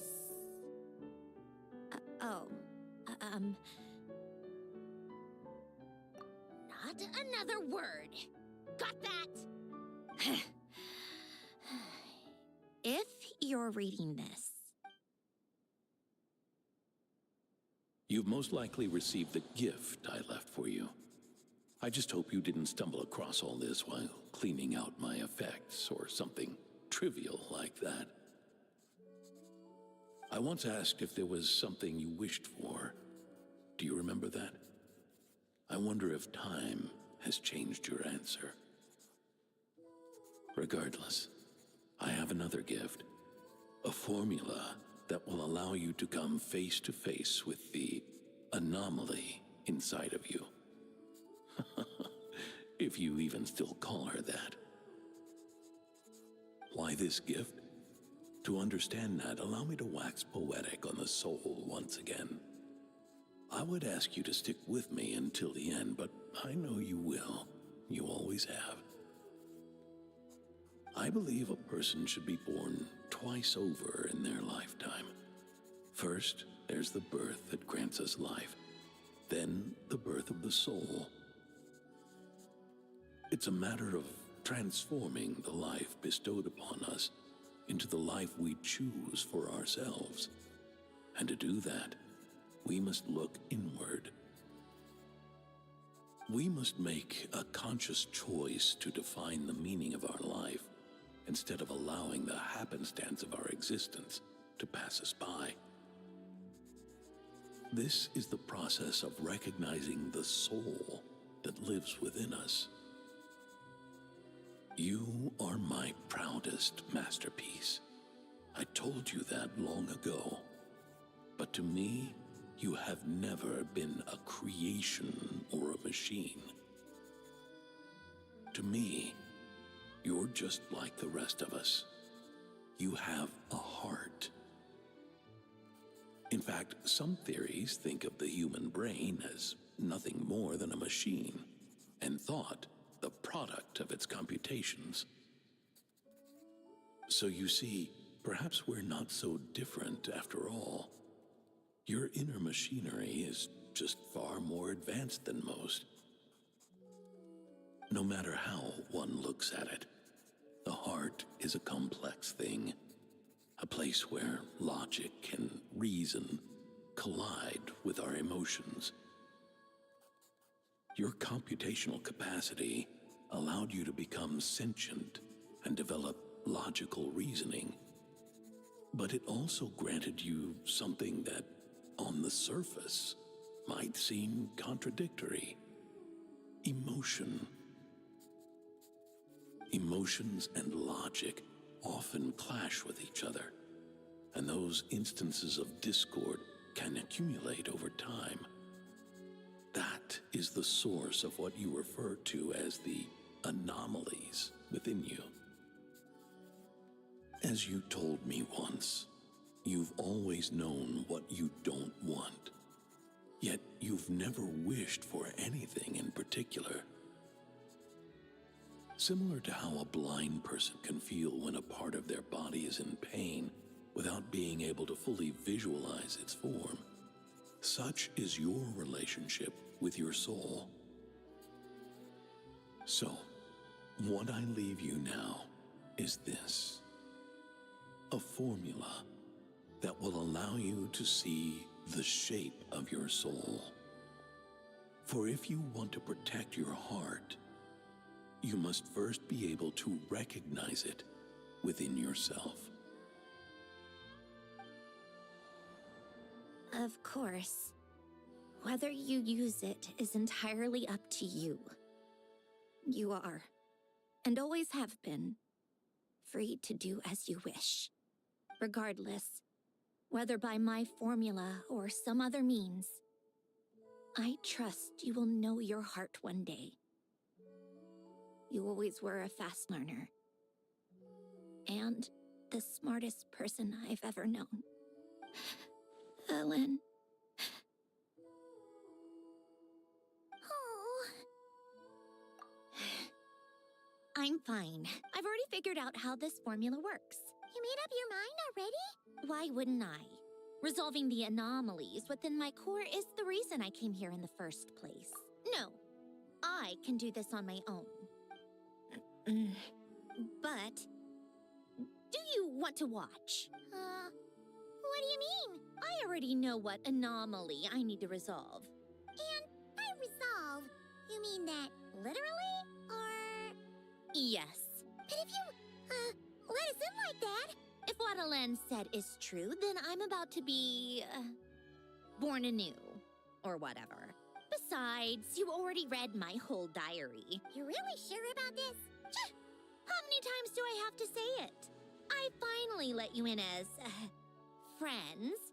And... enough with the mushy stuff.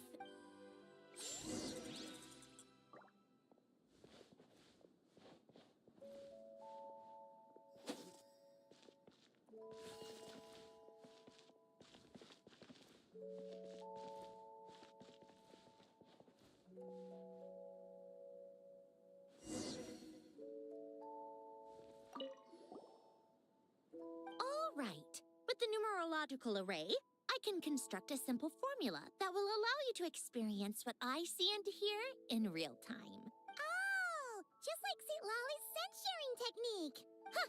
Sounds like that shaman has some tricks up her sleeve. The arcane and the mathematical are both fundamental laws of this world. Being able to achieve a similar result through both isn't surprising. Anyway, let's get this show on the road. But no comments from the peanut gallery, okay? I know I offered, but I still don't want any interruptions.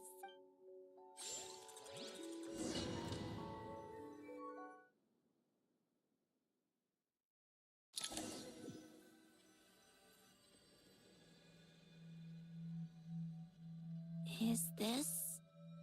my heart? No, it's probably just the result of Alen's formula. A space dedicated to resolving anomalies. Huh. But it looks like the walls are all... mirrors? You made it. About time. Is that me? From the past?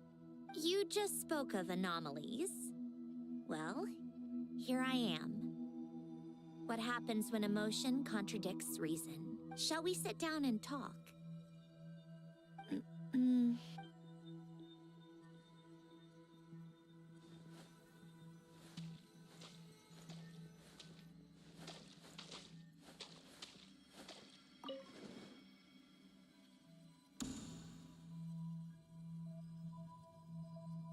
That should do it. Hello? My name is Alain Guillotin. Can you hear me? Brings back memories, doesn't it? The time we spent here. Here. I want you to have this. A notebook? You can use it to write things down. I don't need to write things down. I have unlimited memory. Even so, some things are more important than others, right? So you wish me to carry out a basic priority sorting operation? I suppose you can think of it like that for now. Much like we use wooden stakes to guide a plant to grow in a certain manner. In the act of choosing what to forget and what to hold on to, we decide what kind of person we want to become. I don't understand. This is where we were born. Mornings of tending to the garden. Alain. What are you drinking? Oh, this? It's coffee. It, makes me more productive. I want to try it. Oh, okay. Here. Bitter. Speaking of, why did you design me with senses? Taste, smell, touch. Well, I'm not quite sure. It just felt like the right thing to do. I suppose I hoped you might have a life of your own one day, and that you deserve to experience all life has to offer. Oh. Still bitter. But the smell is nice. I thought those peaceful days would go on forever. You know that's not possible. Maybe. But how was I supposed to know the end was just around the corner? That was just bad luck. Was it? Well, it certainly became a pattern, now didn't it?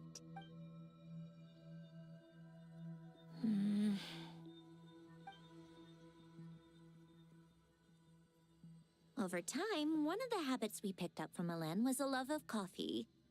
We even took to hosting tea parties, a machine acting like a human. Kind of laughable, right? I suppose that's just what I'm used to. Yeah, that's just what we're used to. Hey, this place isn't half bad. Great spot for a party.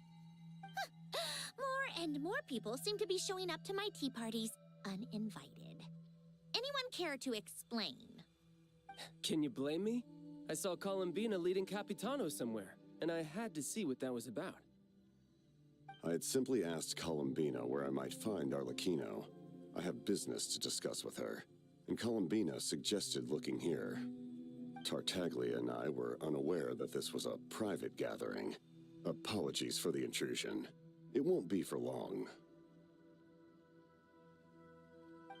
Whatever. Just add it to the list of annoying things that have happened today. What's one more? Since you're here, you might as well stay for a cup of tea. See? Told you she wouldn't mind. Much obliged, Sandrone. Well, look who we have here. Good thing I brought extra desserts. This has turned into quite the occasion. Capitano, I was just about to go find you. Pardon the intrusion. Rest assured, I won't sully your gathering with talk of work.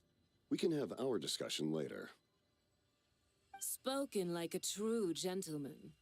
A certain unmannered 11th seat could learn a thing or two. You know, you really should start being nicer to me, Rosaline. Or I might just snatch that 8th seat right out from under you. I'd like to see you try. If you're gonna fight, take it outside. The only mess I plan on cleaning up is tea-related. I still don't understand how our quiet afternoon turned into such a crowded gathering. One by one, people just kept barging in. And then, one by one, they left without a word. Yeah, pretty annoying, huh?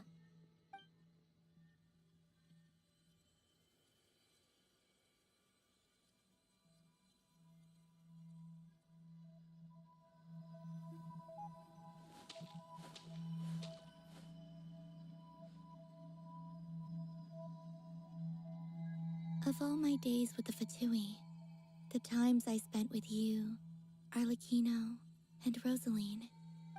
Goodbye, Sandrone.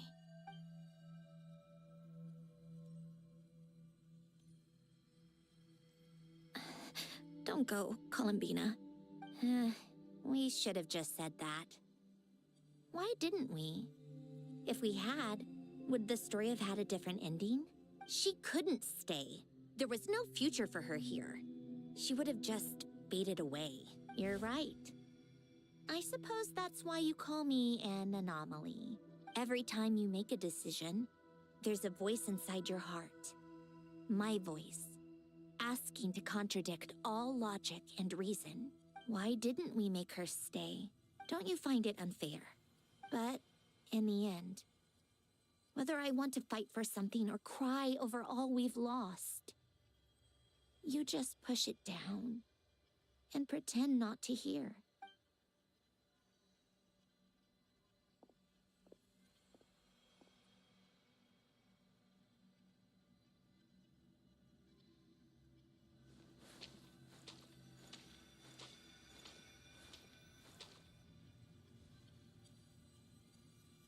And now, even Polonia, the other half of Elen's legacy, the last remaining member of our family. Even Polonia is no longer with us. I did everything I could, but it's just like Elen always said. Polonia was one of a kind. There was no replicating what he managed to create. Don't you feel like our connection to the past is fading bit by bit? Like, even the things we have left are slowly slipping away. I suppose, but you can't move through life without having to say goodbye. And even as we experience loss, there are always new things to be gained. Ever so logical. What's your take, then? It feels like the more I care about something, the faster the world takes it away. It sounds so stupid, but I can't help it. That's the hand life has dealt me time and time again. Why even fight for something that's just going to be lost in the end? Better to never have had it at all. Better if it would all just disappear. Dark, I know. But the heart wants what it wants. Maybe the stellar linchpin appeared because of me. Because of what I wish for. I don't think so. Yeah, probably not. What an anomaly wants goes against all logic and reason after all. Well, go ahead and do what you came for. You're here to resolve the anomaly, aren't you? Yes. What's it gonna be? Keeping me imprisoned here like before? Or eliminating me entirely? Like debugging a code? That might actually be a mercy. I don't care. I just don't want to experience the pain of loss ever again. Go ahead. I'm ready.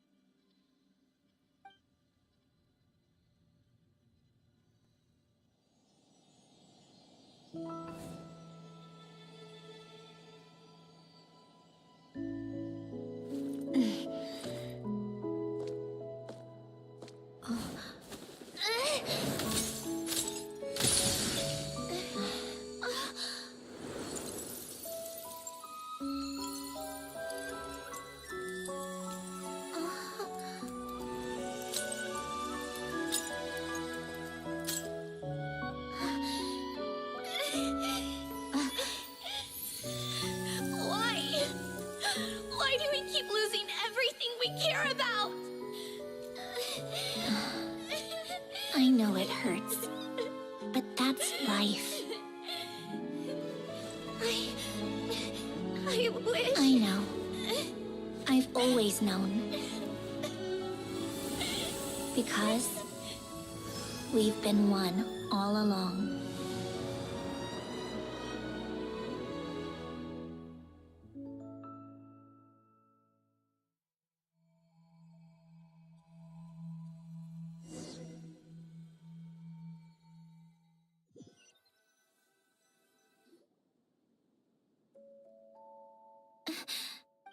Sandrone? I'm fine. It's okay to cry, you know. Cry? You've gotta be kidding me. The emotional side of my core algorithm. My emotion module has always been fully developed and operational. Elen tried to tell me that too. I've just chosen to ignore her voice all this time. I suppose. Come to think of it, it's kind of like the aquarium on the ship. The aquarium? The old me took one look at it and saw something I would inevitably lose. Then, one by one, the fish all swam away, and the place became even more bleak and depressing. Don't say that. A lot of people would feel the same. Now? After seeing what you've done with the aquarium, I have to admit, I think it's beautiful. It's like you said, we get to keep the things we gain along the way. And those are things that can never be replaced. Because we choose to hold them in our hearts. Well said. Besides, I've already died once. I'd be stupid not to make the most of this second chance. Right. Earlier you, or your inner self, mentioned something about her wish. You think that's something you can just ask and I'll tell you? Think again. I may have accepted my emotional self, but I'm not about to go all soft and mushy on the inside and pour my heart out. That said, taking a step in the right direction couldn't hurt. Starting with cleaning some old aquarium tanks of my own. Huh? Metaphorically speaking, I mean. Come on, let's head back to the ship.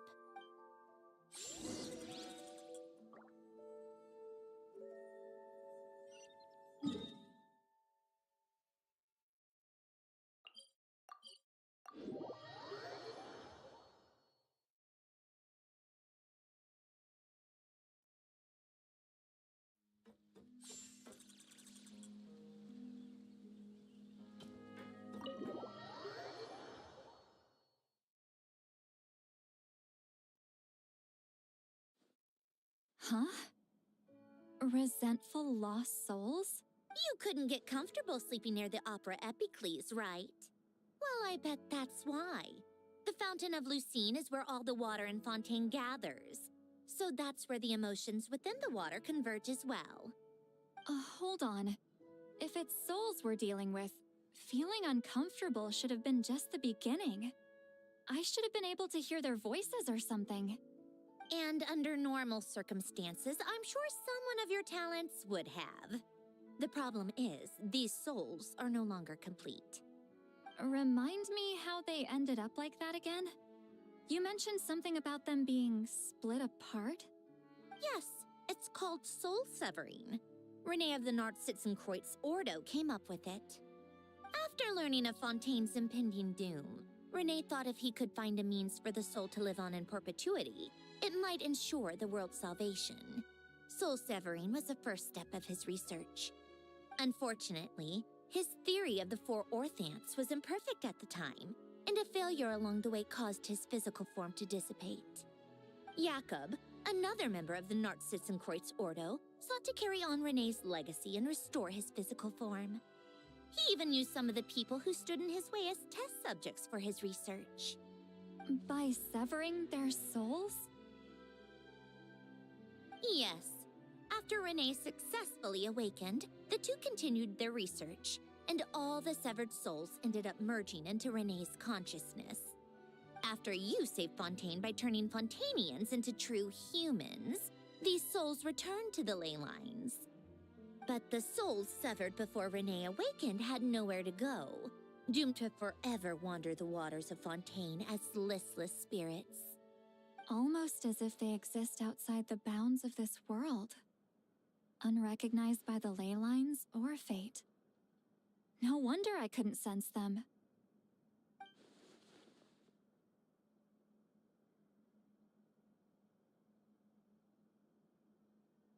Not only that, but over time, they began to fuse with other entities. Their inner resentment lured in all sorts of evil beings, which corrupted and defiled them into nothing more than accumulations of filth. But the full transformation must have been recent. Otherwise, the Udex surely would have noticed. Wait, no, he must know already. That would explain the underwater Melazine patrols. No wonder I kept running into officers from the Marechaussee Phantom earlier.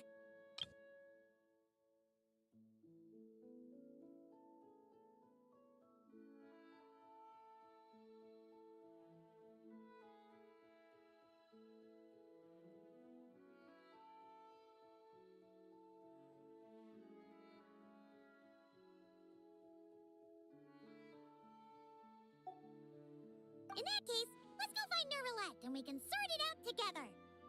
No, not just yet. Why not? For one, the diplomatic castle alone would be a nightmare.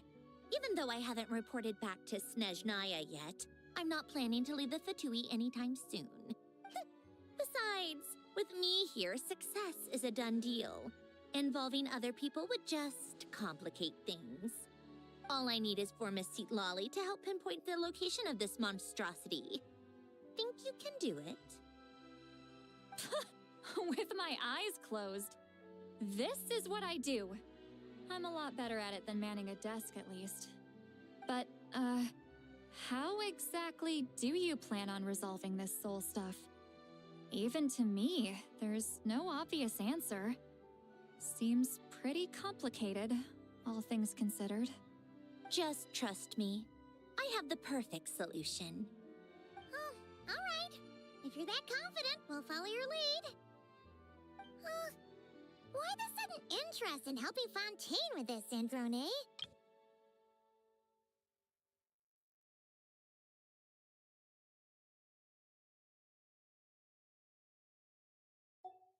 No, I didn't. And you're right. This problem has nothing to do with me. I wouldn't get within 10 feet of the Nartsitzenkreuz Ordo or its members. But, in his later years, Elen told me he regretted not helping his best friend when he needed it the most. He also felt sorry towards Marianne for being too lost in his mechanical research to look after her properly. If he were still with us, I think he'd do the same. He might have a few choice words to say about it, but even after everything, he wouldn't leave his friend's mess for someone else to clean up. Friends shouldn't hold grudges or leave behind regrets. Fixing what happened between him and Renee was one of his greatest wishes. All I'm doing is fulfilling it in his stead. You know, you really do seem a little different now. You mean everything that just happened wasn't for nothing? Why, thank you for pointing out the obvious, Paimon. Just washing off the grime of the past. Turns out, a lot can build up after being ignored for so long. What's this about aquarium tanks all of a sudden? They go off on some grand adventure and what? Now they have their own private code? Stupid. All right then, Seatlolly. Tracking this thing down is up to you. Huh? Oh, right. No problem. You get this, Granny Eatsley! You, come with me to Hotel de Boer for a drink. Right now. Why? Because I said so, Miss Guillotin. I'll report back on the location tomorrow morning. Just need a drink or two first to bolster me up. Well, don't let me keep you. All right, you. Time to go. I've got scores that need settling. Huh?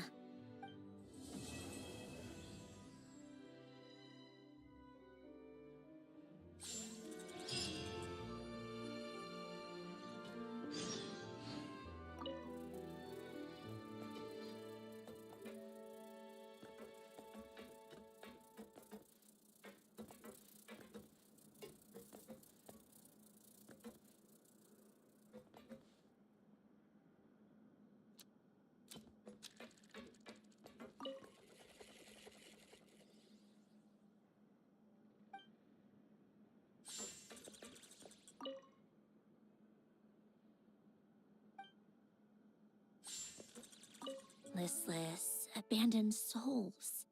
An accumulation of resentment and filth.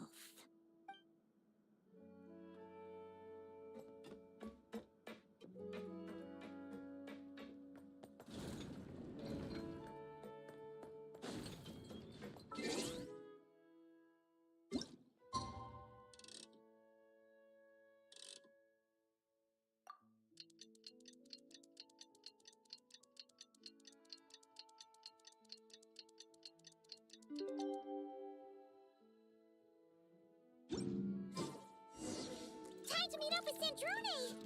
Wonder if Seatlolly was able to pinpoint the location. Well, we should know soon. Let's just hope it all works.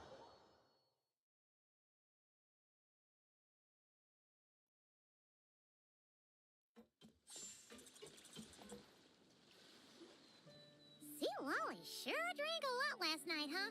Good morning. Columbina! We just finished filming a last-minute scene. The others are still down below discussing what the final scene should be. You mean, how it should end? Yes, they're torn between whether the heroine should reunite with her old friend or not. Ah, because the whole point is that she came to her friend's homeland to search for her, right? Yes. Director Farina and Miss Chiori think a tragic ending where the two never meet would be more poignant. But Director Xavier thinks having the two reunite would make for a more touching and heartwarming ending. Me? I'm not sure. On a personal level, of course I want to see her again. But that means an actor would have to take her place. Oh. Huh? Yeah, don't look so worried. Besides, it's all gonna work out. Work out? How? Well, you know. Yep, exactly. I'll just focus on having fun for now. Well, well, look who we have here. Oh, the lighting specialist and clapper loader that never were. Yeah. Seriously, don't worry about it. You seem to be in better spirits now, Miss Columbina. I apologize if our earlier discussion put you on the spot. It's okay. I'm fine now. The Traveler in Paimon talked me through it. So, what are your thoughts on the ending then? We should tie everything up in bows. Huh?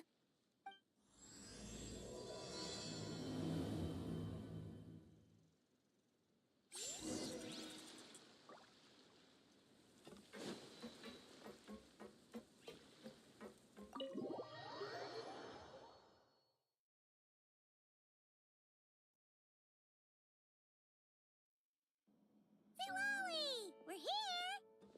Oh, right on time. Well, yeah. We weren't the ones who drank our weight in alcohol yesterday. What? Really? 'Cause, you stopped making sense after a while. Did I? Huh. News to me. Let's see. You spent half an hour bad-mouthing Auroron, half an hour complaining about work, an hour talking about light novel. Are they gone? Oh, the crew? Yeah, we bumped into them on the deck, but wait, now that everything with your core is sorted out, what's stopping you from seeing Columbina? I just want to deal with this mess first. Besides, this is a perfect chance to make her jump for once. But enough about that. Were you able to pinpoint the location of our target? Of course. When Granny Eatsley promises something, she delivers. Great, let's see. Morte region. Wait, this is the Tower of Gestalt, the place the souls were severed. Is that the source of the resentment? Or is it the Narcissenkreuz Ordo in general? Let me come with. This thing's movement isn't fixed. If it's not at this location when we get there, I can use a ritual to summon it. You've already gone to more than enough trouble. I don't mind. These old bones have nothing better to do anyway. Summoning a spirit isn't going to do me in. Besides, if I don't go, they'll just have more inside jokes I can't join in on. All right then. I appreciate it. There's no time to lose. Let's head out!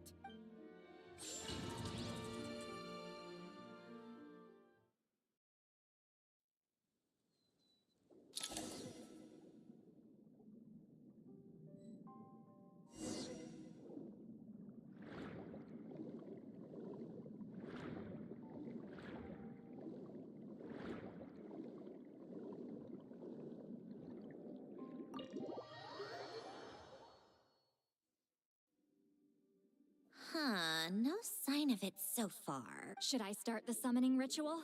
Let's drain the water from this floor of the tower first.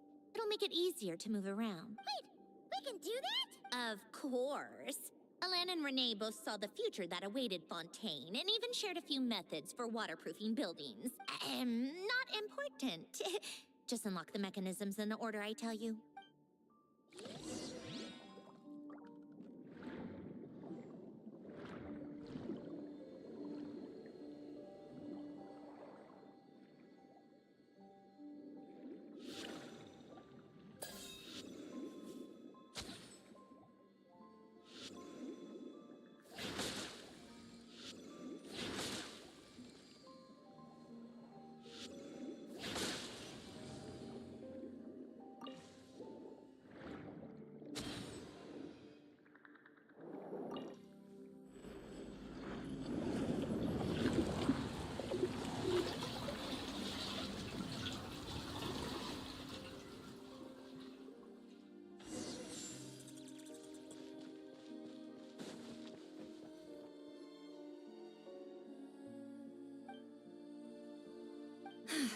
Ready? Yeah.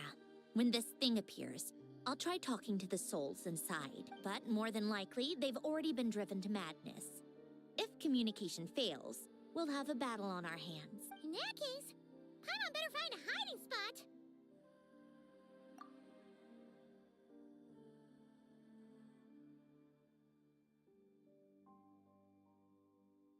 If a fight does break out, I should be the one to deliver the final blow.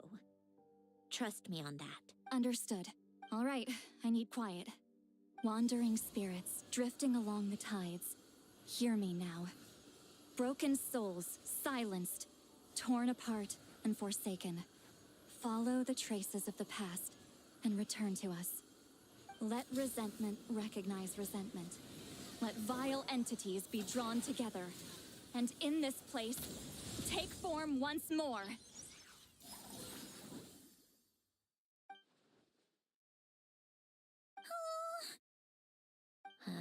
What now? Is that it? This is exactly why I deal in math, not magic. How are we supposed to know what stage the spell is at? It's like there's no logic to speak of. Mechanical science is so much easier to... Watch out! Hey, you! Or whoever's inside of you. I need you to listen to me. I'm a descendant of Fontaine's Lord Artificer, Hélène Guillotin. I can make you whole again and return you to the ley lines. You just need to work with me here. Citrone! Shh. Looks like talking this out is off the table. All right, plan B. Time to blow off some steam.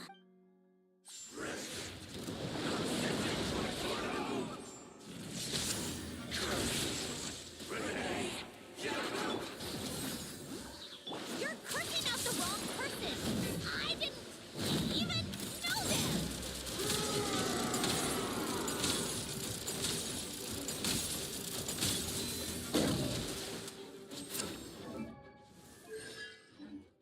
A spot of tea time entertainment. Most of them already did. But you still have a chance to return to the ley lines and reunite with your family. Just work with me here.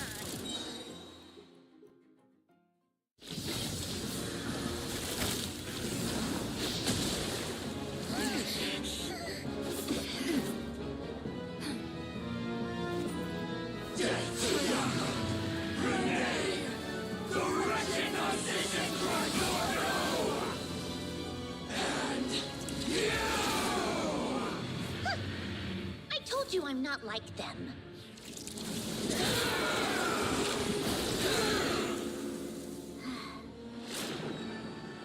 I'm stronger.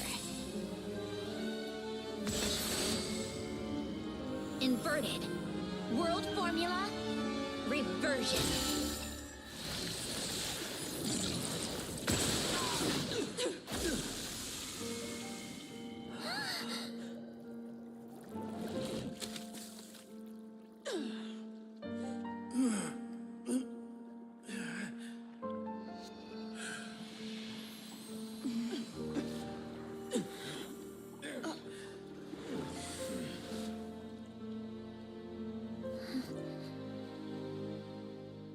Be at peace among the tides. Lost souls.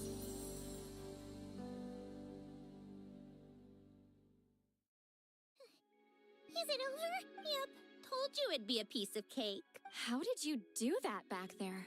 That creature was nothing special. Add a bunch of souls with nowhere to go, a touch of malicious energy, a few impurities, and a whole lot of resentment. And that's what you get. All I did was separate the original souls from the rest of the filth, allowing them to be accepted by the current rules of the world. The principle behind the world formula is divergence. Starting from a point of origin, it deconstructs and reconstructs the possibilities of the world to find certain answers.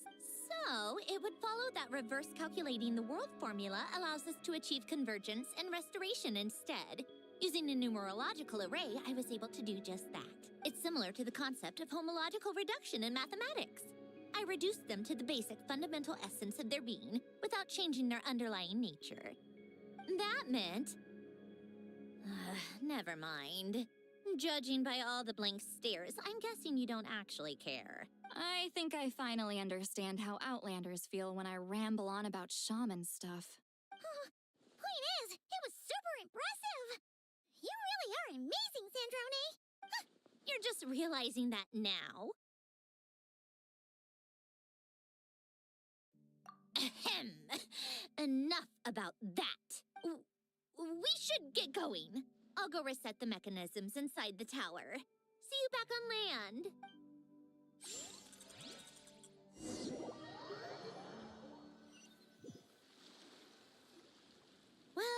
It's one old mess for the books. Glad to have that over and done with. Feels nice to do a good deed every once in a while. You helped everyone out a bunch and not cry, too. Kinda seems like you're just a good person at heart. I wouldn't be so sure. I'll be heading back to the Fatui soon enough. You two are too trusting sometimes. Fine. Just don't say I didn't warn you when it comes back to bite you. Well, where to next? Back to the ship?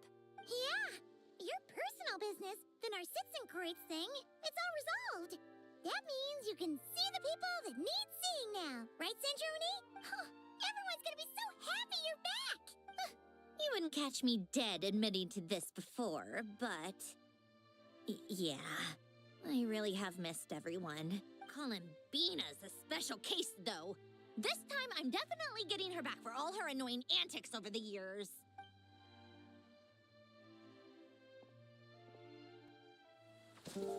She'll sense me coming from a mile off. How am I gonna...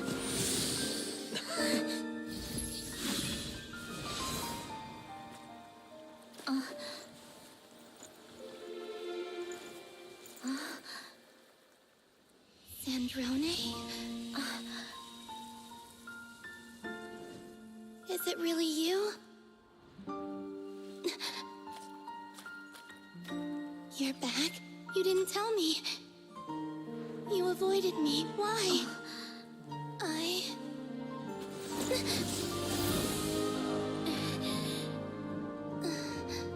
Sandrone?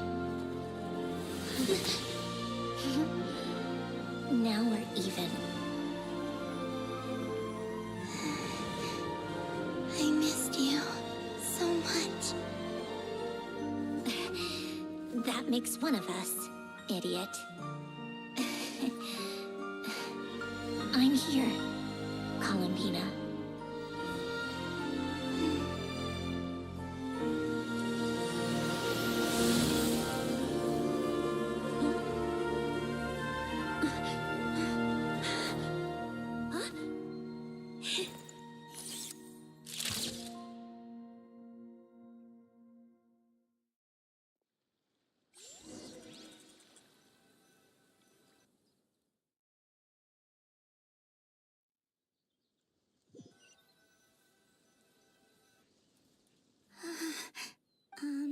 Sandrone. Don't ruin the moment. Or I'll start thinking about how you teleported me to a random location after I explicitly told you to stop doing that. And scene! Huh? Where did you just go, Miss Columbina? You vanished. And then the next second you were back hugging this, new friend here. That was all on camera? Yeah. Well, the camera was already rolling and it happened so fast, so... yeah. Hold on. This must be... Yep, my best friend. The one I was looking for. I never thought I'd actually get to see her again. Plus, the film got a happy ending too. It's all thanks to you, Sandrone. Sandrone? You couldn't stop being annoying for 1 second? Columbina!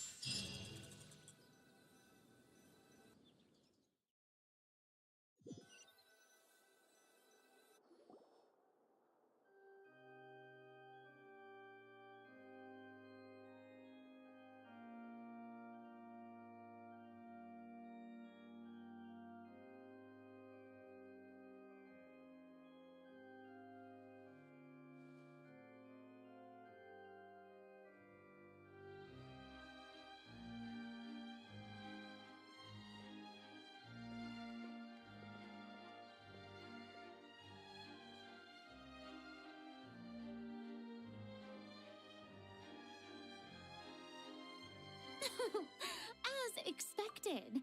Going to the opera house is the true way to enjoy a film. You get to see the audience's reaction in real time, too. The ending seemed to be received quite well. Paimon can't believe you let us include that in the final cut, Sandrone!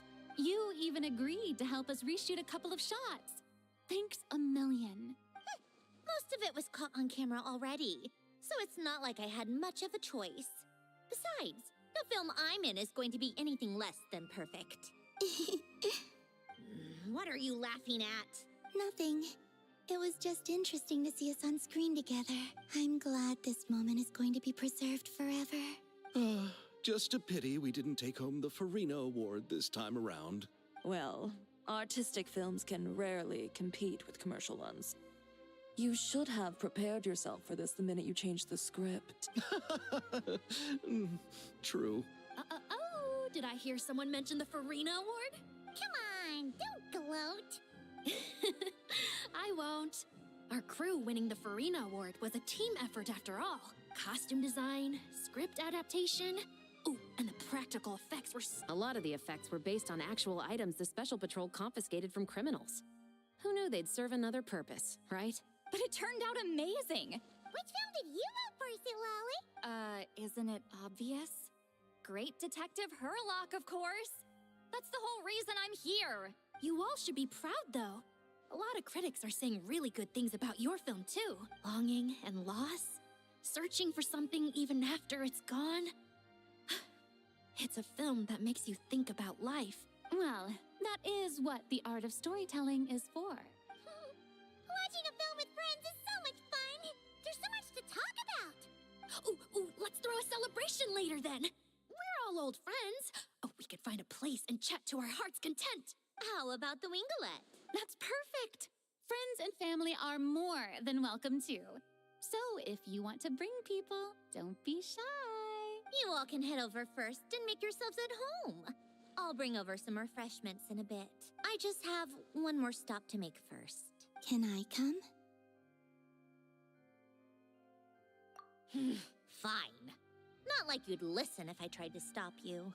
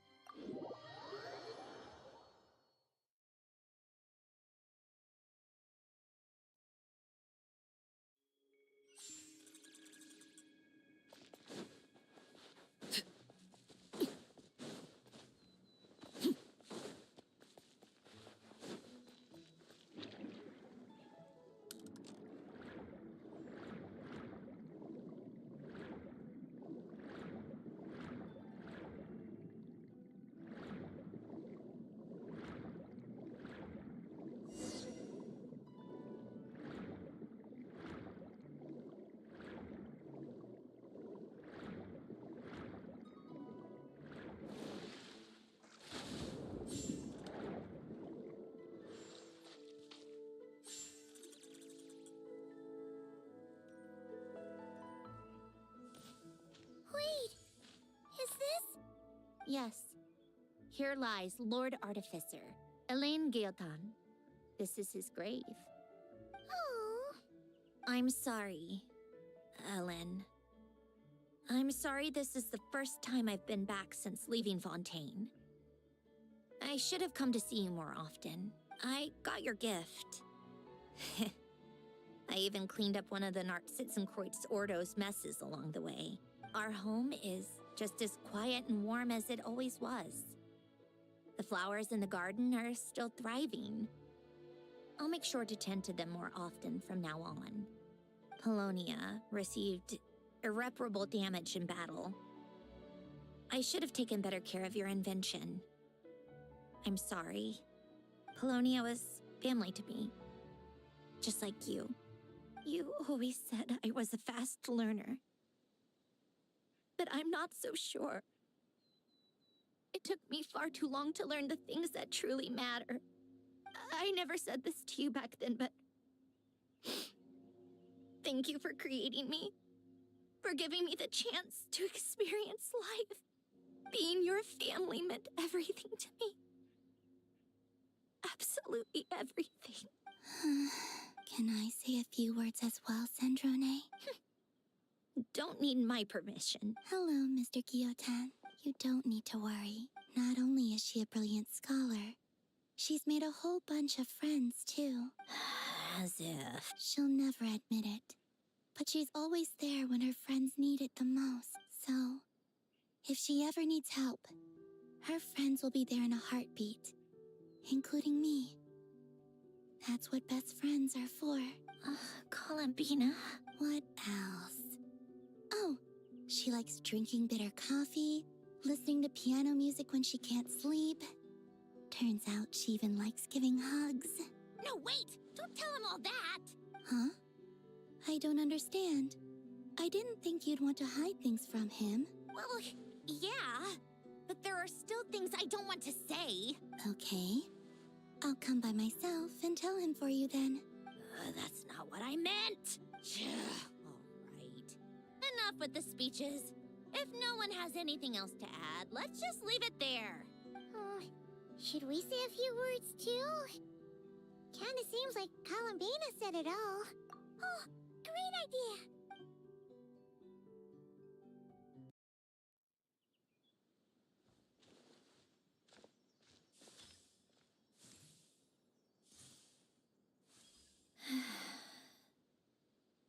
Goodbye, Ellen.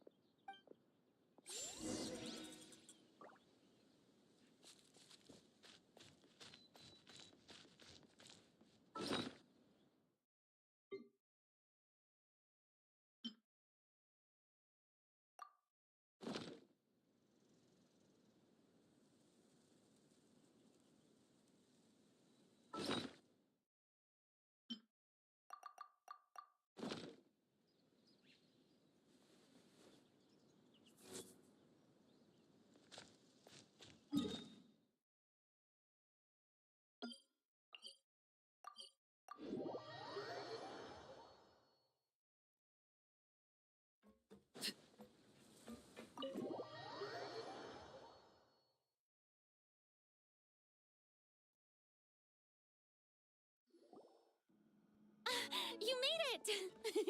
The party's already started. Oh, but, you didn't bring anyone else along? I thought you headed out to invite some friends. We did invite a friend, actually. She'll be here soon. She's even bringing some desserts to have over tea. You should join us later, Miss Farina. I do love a tea party. Then don't mind if I do. This seems like a fun occasion. Let's go talk with everyone. Good idea! We'll introduce you to all our old friends.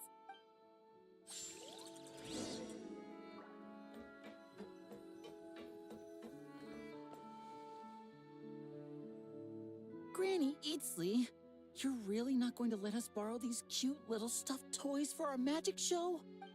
First of all, Seat Lalin and Eats Papa are Chi-Chi meal. They have inauspicious stars sealed within them, and they're my helpers, not toys. But the Grin Malkin Cat and Boggle Cat box are Linny and Lynette's helpers. And they still make good partners on stage. Agreed. We've never had a Chi-Chi meal pop out of our hats before. It would be quite the surprise. If this was the Masters of the Night Wind, these kids wouldn't have even had the guts to say my name, let alone pester me like this. I'm terrible at dealing with requests like this. Oh, Traveler, quick, save me! You think you're so funny. Lady Sandrone. Lady Columbina. Hello. Don't look at me like that. I don't have any mechanisms for you to break. Don't be fooled by my sister's demeanor, Lady Sandrone. She's just as delighted as the rest of us to have you back. Well, I suppose when I'm not so busy, I could find some time when Arlecchino is around and bring over a few gifts to the House of the Hearth. You're too kind, Lady Sandrone. I'm sure just your visit alone would make Father more than happy. I just need to borrow them for a bit. I'll pull them out of my hat, give them a quick hug, then give them straight back. When did hugging become a part of it? Oh!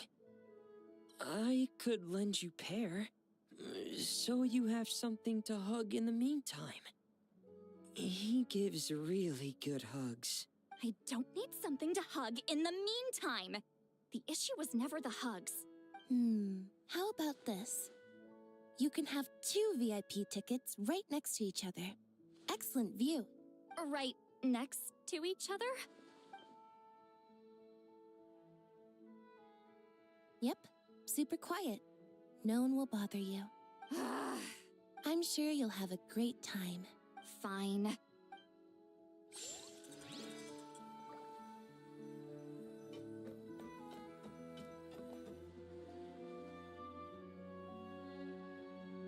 You made it. Sorry for starting the celebrations without you. No worries at all. Oh, right. You've probably seen them around already. Miss Columbina and Miss Guillotin, right? We saw the film you were in. Yep. This one started bawling her eyes out right next to me in the theater. I know. I didn't bring nearly enough tissues. Thanks. We saw your film too. Oh, guess we can skip the introductions then. Our effects were pretty over the top, right? So basically, your contribution was creating realistic-looking chaos. That wasn't the only realistic aspect. Oh, it was nothing. Wow! No wonder your film turned out so good. Oh, speaking of, want to join in on a round of tabletop troupe later, Miss... Here we go again. That sounds interesting. Yes. I guess one round couldn't hurt. Critical success.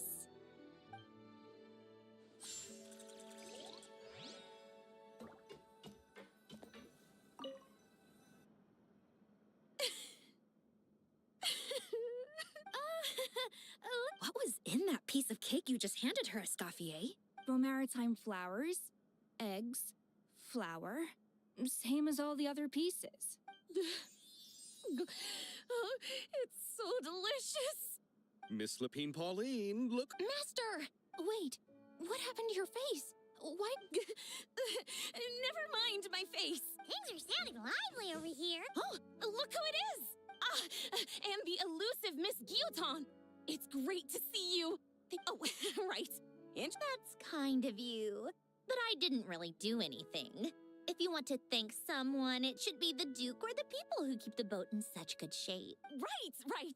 Miss Columbina? Yes? Could I interview you sometime? I'll treat you to some gâteau de bord for the trouble. There's only a limited amount available each day. Oh, sure. Bold of you to use my own cake as a bribe right in front of me. You know what? When else are we all going to be together like this? Are we going to toast? Yep. Come on.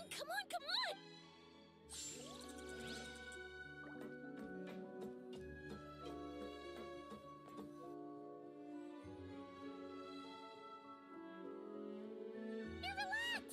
You came to the celebration too! Yes. I can only hope my presence does not make anyone ill at ease. Who's this? All right! This is Nervalette, the Eudex of Fontaine. And this is Columbina and Centrone. Greetings. Hello. These two must be the Fatus and former Fatus related to the recent incident in Nodcry. I read about them in the diplomatic report. The Eudex? Oh, the dragon that cries a lot.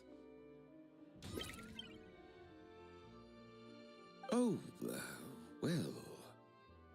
Jeez, Columbina. That's your takeaway from all those Fatui meetings? Seriously? Is that truly how I'm portrayed in the Fatui's intelligence? You must put a lot of people in prison, then. Well, it would be more accurate to say I pass judgment on their crimes. All trials in Fontaine strive for fairness and justice, so as to avoid imprisoning the innocent. So, only the people who deserve it get sent to prison. Well, deserve is quite a subjective metric, is it not? At the very least, I can promise that in every trial over which I preside, I make every effort to deliver a fair verdict.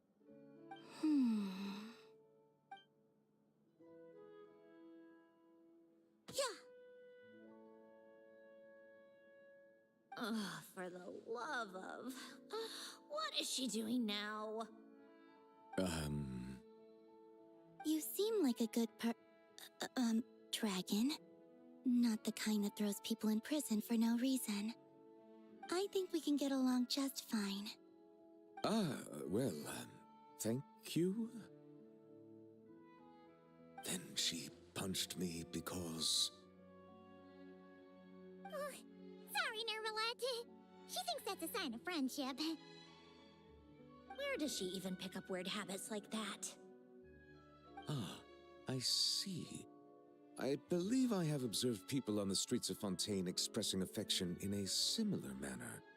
I suppose I now know what it feels like. Yes, quite, abrupt. You know, these two are surprisingly alike.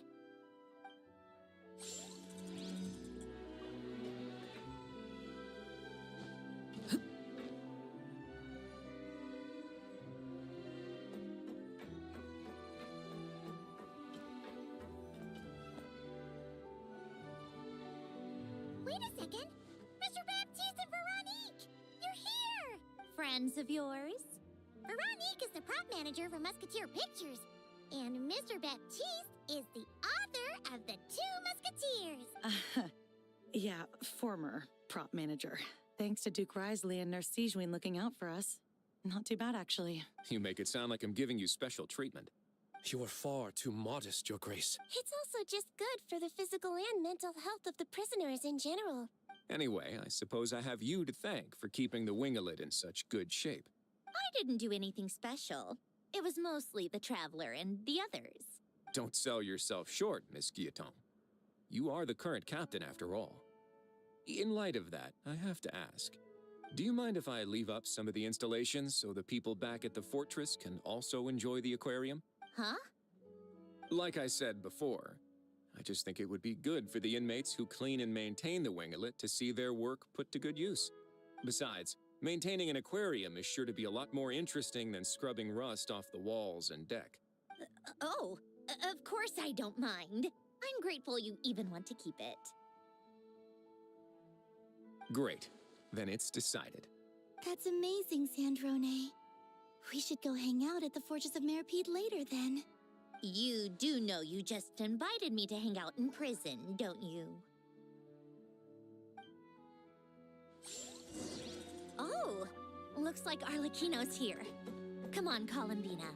Let's go have ourselves a tea party.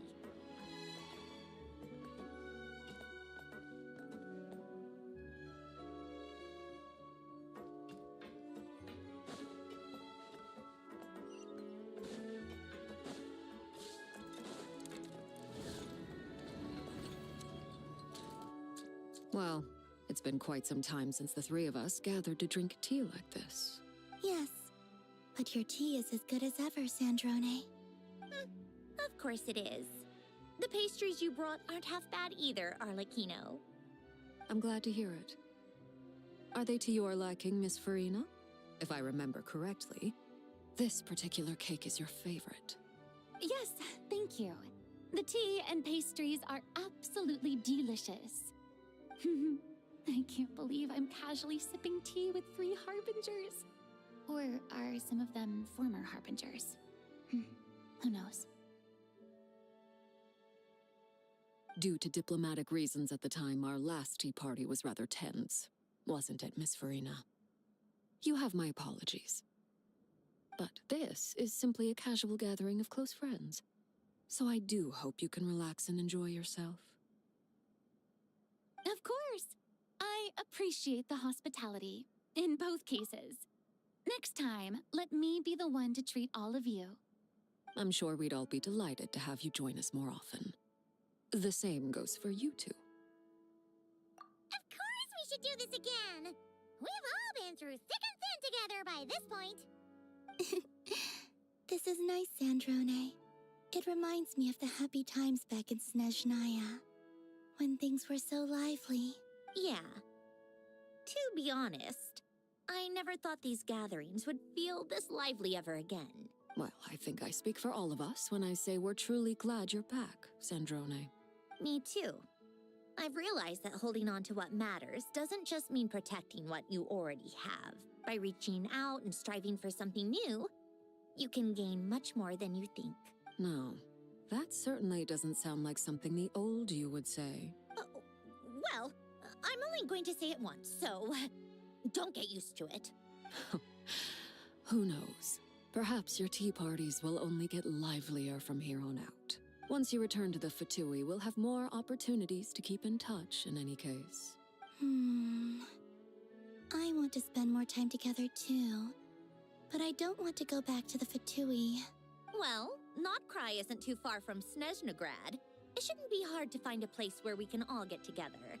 Oh, and then I can sing for you, or put on some of your favorite music, just like the old days. Speaking of music, I spotted a mechanical piano below deck. Is it yours, Miss Gyotan? Yes. Reclaimed, I suppose you could say. Why don't you play something for us? Huh? In front of all these people? Yes, why not? You play so well. Yeah, come on! Just a little, please? For the love of... Fine! One piece, and that's it.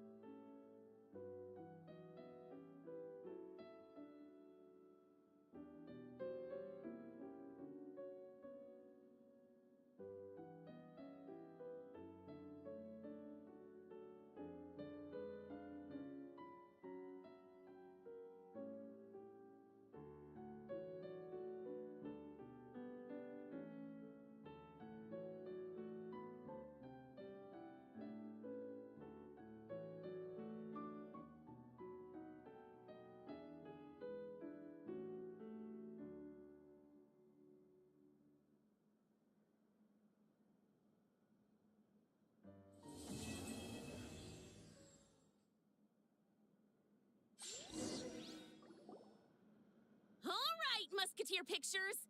Everyone ready? I'm not sure I should be in this one.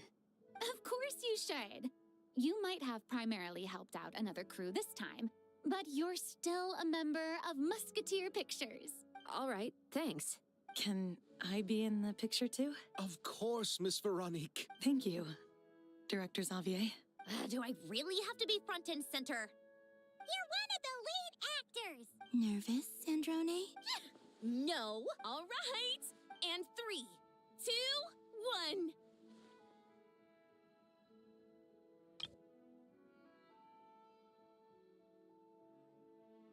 1. Musketeer Pictures!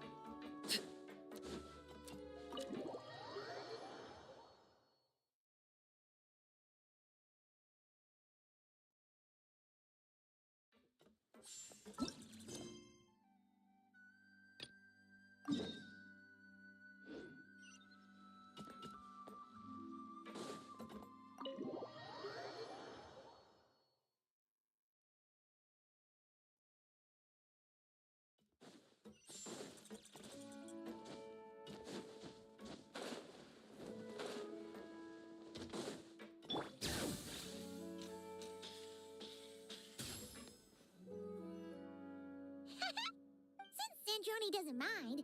Hey, you two. Come over here. Huh? Is everything all right? Here.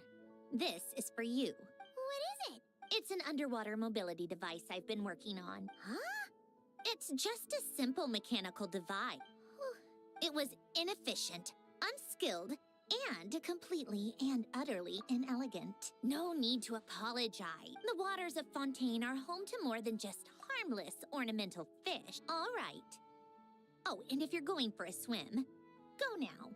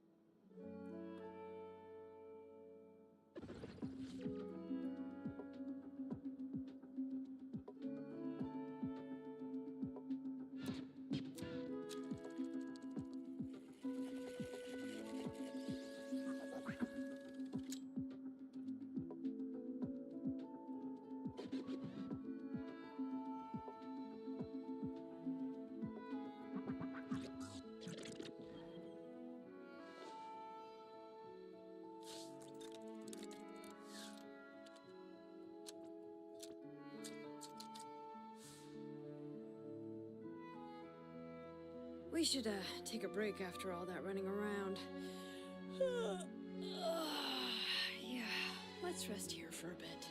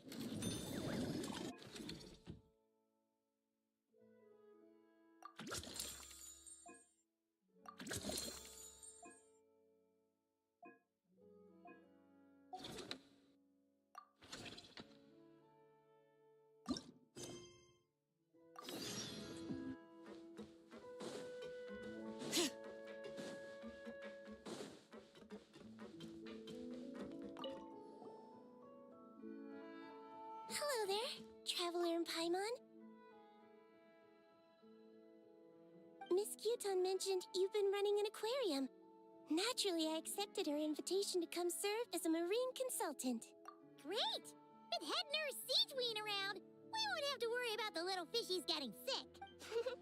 It turns out looking after animals isn't all that different from caring for patients. But that's the thing. Not all fish are well behaved. The word from Officer Seth is that certain wild fish have been getting unusually aggressive lately. I was wondering if we could invite them to the aquarium for some rest once they're here. That way. What a wonderful idea! All right. I'll give you all the intel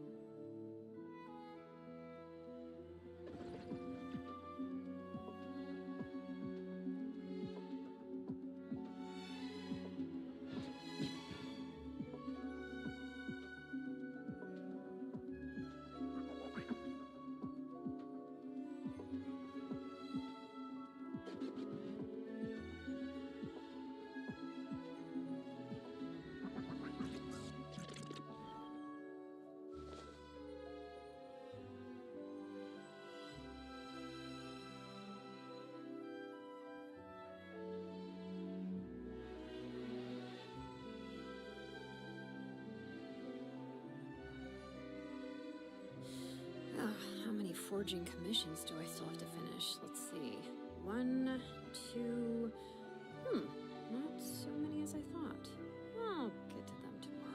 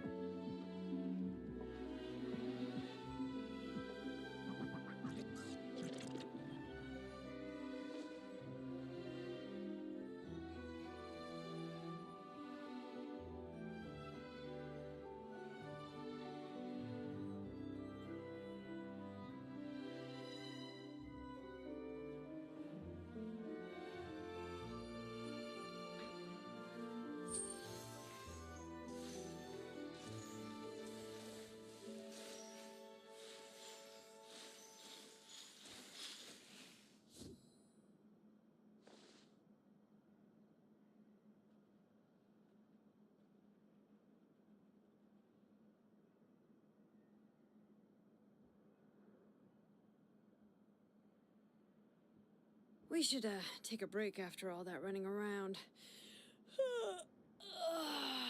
Yeah, let's rest here for a bit.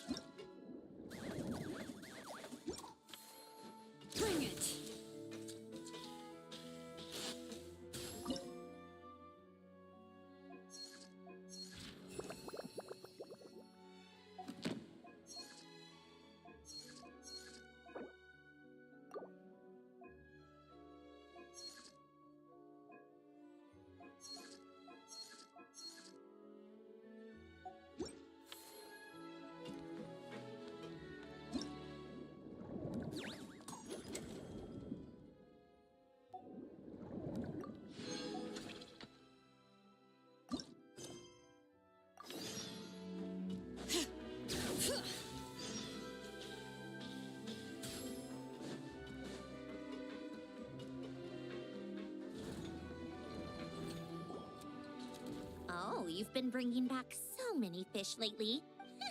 You appear to take great pride in your work. You betcha. Yeah, that's it. Why's that? Paimon's not oh, we're missing You're saying... Would that not be okay? If that's the case... if that's what you want. Huh? We only get 70%? Oh, right. Of course. Ugh, you make me sound like some sort of... So that means... Sure, you have my blessing. Woohoo!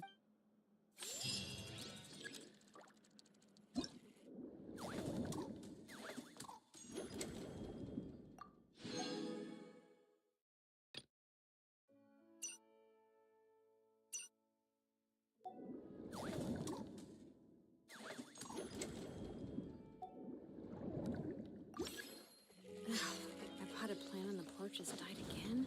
I was watering it every day. Ugh, don't tell me I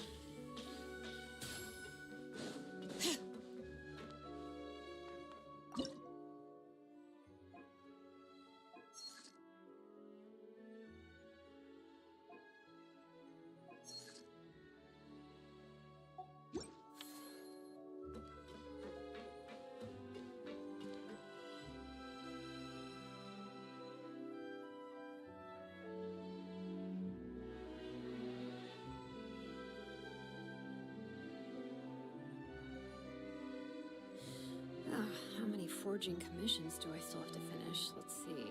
1, 2... not so many as I thought. I'll get to them tomorrow.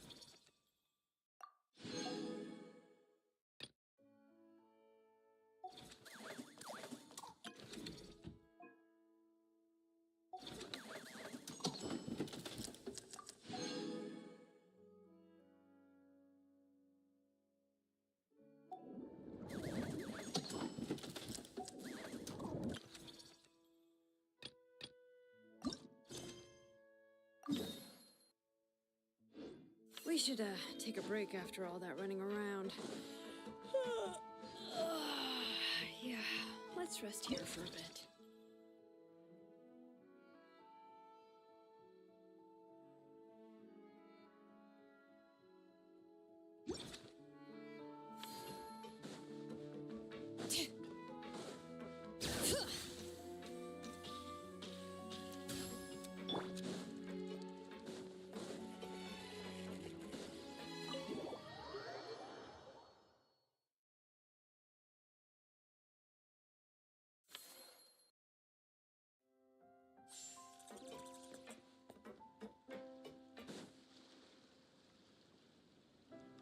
Traveler. Paimon. It's been such a long time. Fremini! Why are you wearing your diving helmet? Mm-hmm. Things down there have been a bit hectic lately. There are so many more divers right now, all in a frenzy to salvage sunken cargo. The sooner we finish cleaning up, the sooner these extra divers can go back to their day jobs, and the sooner the seas can go back to their usual peace and quiet. I see. Thanks for your concern. Father said that if I salvage any pretty or valuable things, I should bring them here. Huh. Arlecchino sure is thoughtful. Or even better. Why don't we go salvaging with you? Are you sure? Don't you worry about that. You already said we can keep any ownerless goodies you find. But how can we let you do all the work yourself? In that case, if you find anything that takes your fancy, Understood. please stay safe and...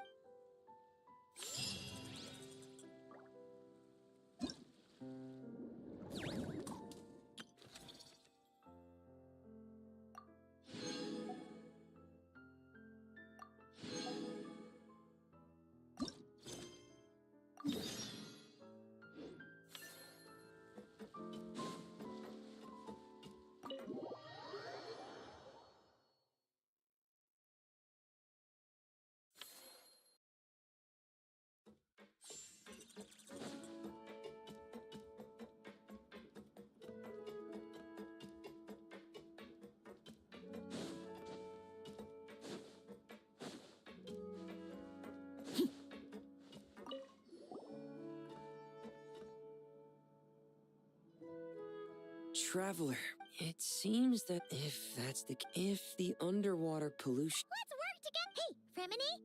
Sure. Oh, wow. This is really intricate.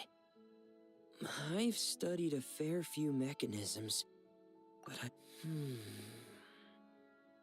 looks like it... That's all right. We're not in a hurry. All right. We will.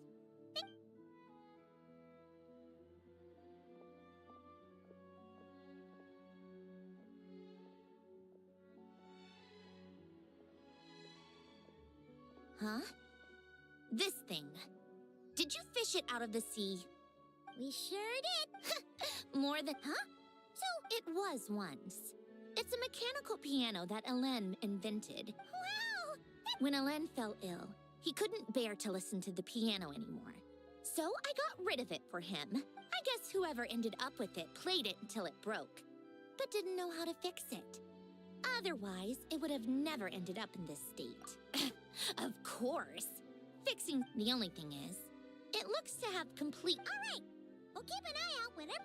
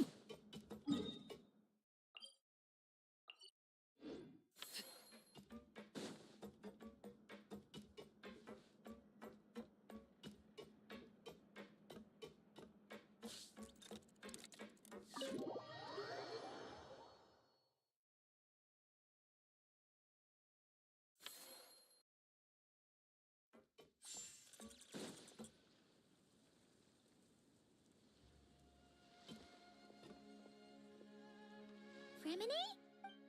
Hey! Don't you go hiding inside your diving helmet. We're your friends. You'll feel a lot better if you let it all out. I bumped into a real... A real piece of... Yeah. How can I explain it? According to Fontanian law, if an owner of sunken cargo accepts an insurance payout, the cargo becomes unclaimed property. Because of this, some this line of work doesn't require much. They often resort... So that's what's bothering you. Just now, while I was diving, I ran into someone driving... Oh, it's awful. Thanks for the kind offer. I love swimming underwater. When the underwater world, I believe that's how. Wow, Fremine! Fremine! I'm sorry. I'm still a little bit shy. But don't worry. I'll keep working on it. Oh, I almost forgot.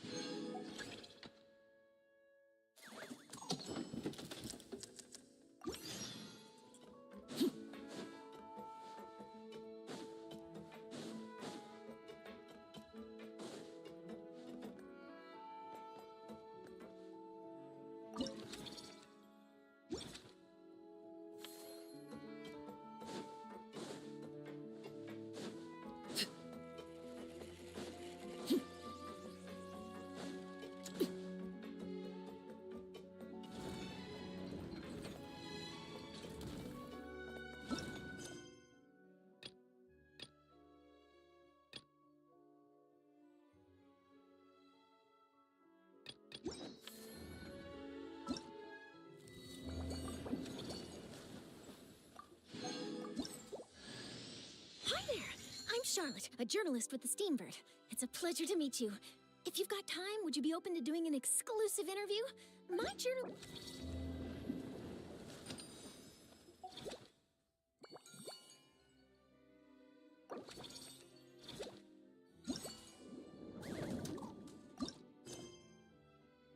Something you wish to report? Go on. You have my undivided attention.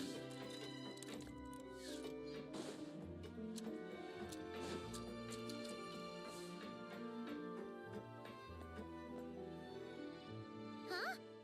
Why does Paimon feel like there's an extra pool here all of a danger? Keep away! It means exactly what it says. Ah! Cendrone! You made Paimon jump! Yes, with the intention of keeping any curious cats well away. What's so special about this pool? It's full of piranhas. Oh, just kidding. Don't tell me you actually believed that. I learned that a few fish in the aquarium are highly territorial and... Don't scare Paimon like that! Exactly.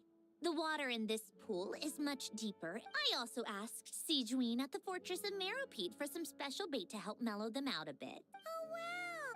I don't think anyone wants to see the aquarium turn into a bloodbath. That's for sure. If you insist. So, once they're all where you put them is up to you. Understood.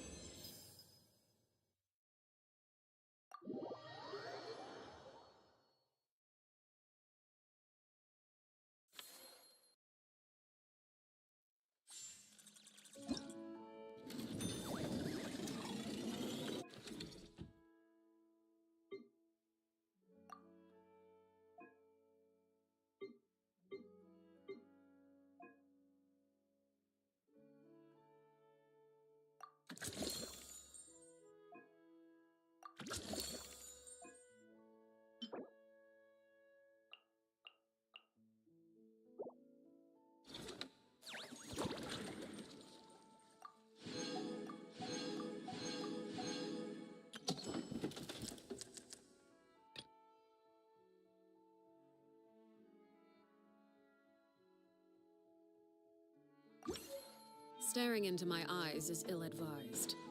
I can't promise you'll like what you see.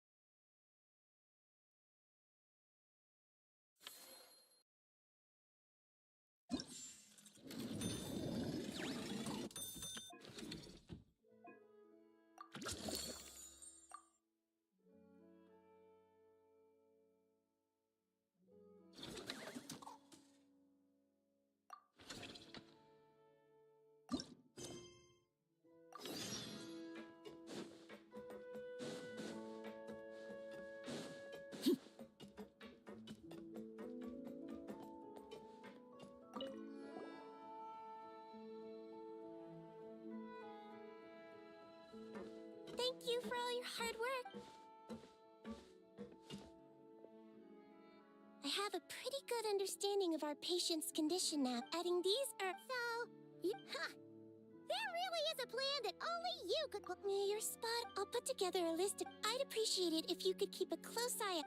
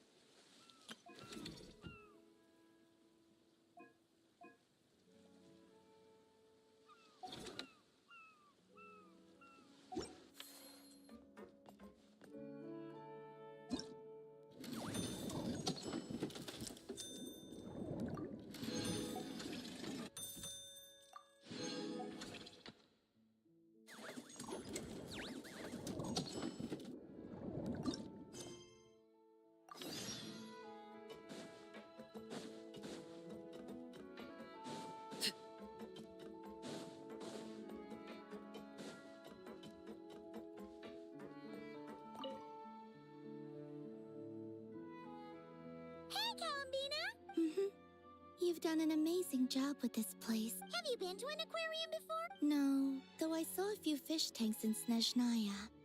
But my eyes weren't truly open back then, so I never really appreciated things properly. It's beautiful.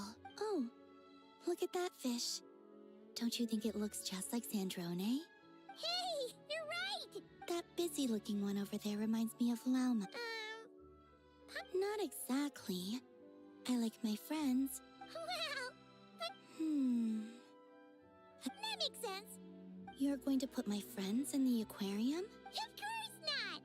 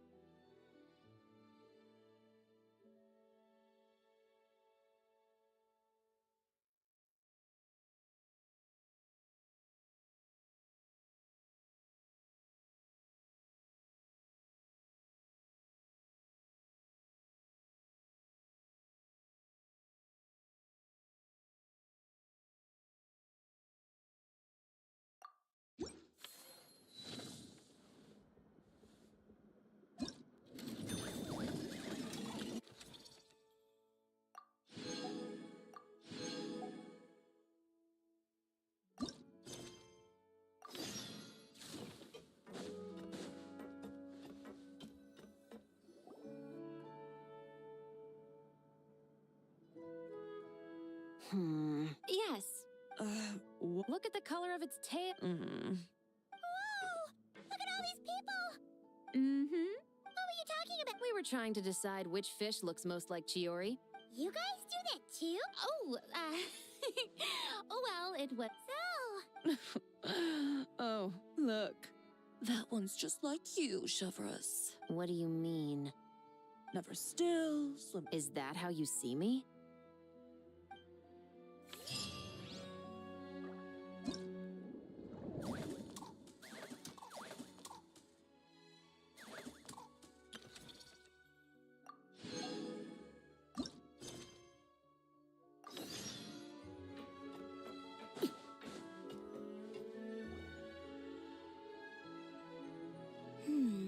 What about this one? I still feel like it's missing something. Calamina, Farina, what are you guys up to? Director Farina and I are... casting? What a wonderful way to put it. Fish could be... Animal actors are hardly a rarity these days. We're looking to cast a charismatic little fishy with just the right attitude to shoot some B-roll. But... Should we try asking the Traveler and Paimon? Paimon's happy you have so much faith in us. Ooh, great idea. So you're saying... Then it's settled. I guess this makes you... You've...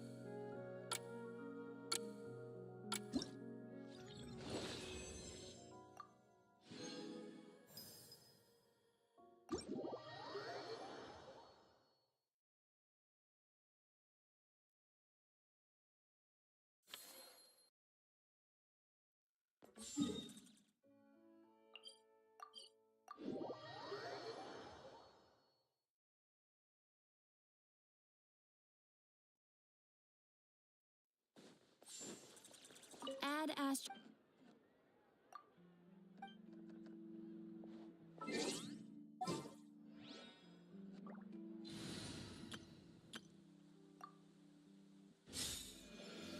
Add Astro.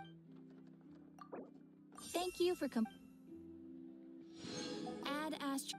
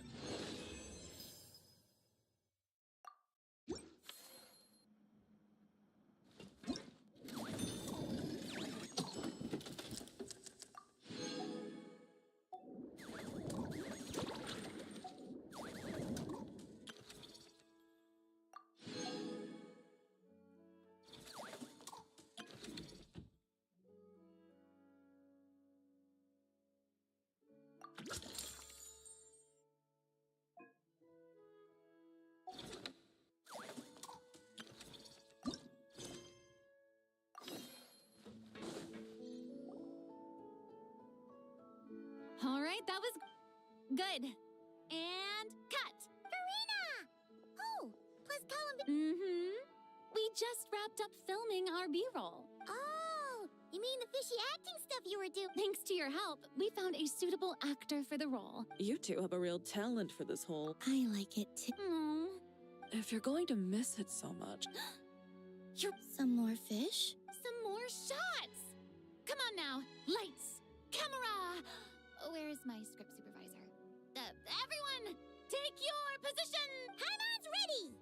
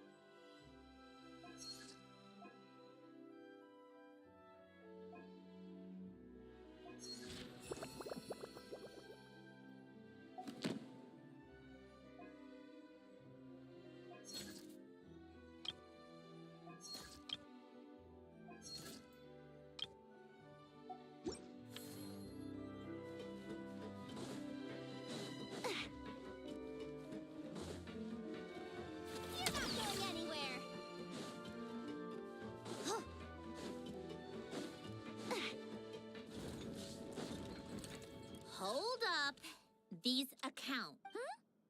Have you really made this much profit? Do you really think I'm that petty? I'm just amazed you've done such a good job running the aquarium. Paimon thinks the Fontinalia Film Festival deserves some of the credit. This much revenue. Even after paying off the Wingelet's rent, there's still a sizable profit left over. Not in the least. I have no delusions regarding my business acumen. Constructing machines and studying formulas is where my passions lie. That said, seeing this place transform from a fishless room into what it is now really has felt like a miracle. Well, we owe you credit for lending us the space. Maybe a little. Only a little? I told you, I don't care about that.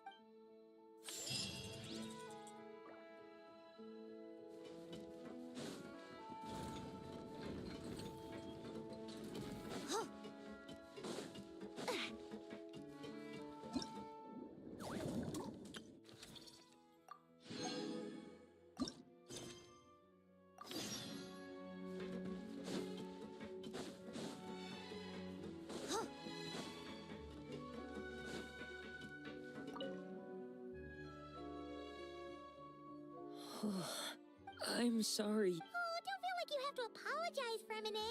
Thank you. You're welcome. Besides, Oh, I'm sorry. Besides, what, maybe I still need a little more practice? take your time. There's no hurry. Alright, now that the cleanup's over, but weirdly enough, anyway, I'll leave the rest of the underwater survey data with...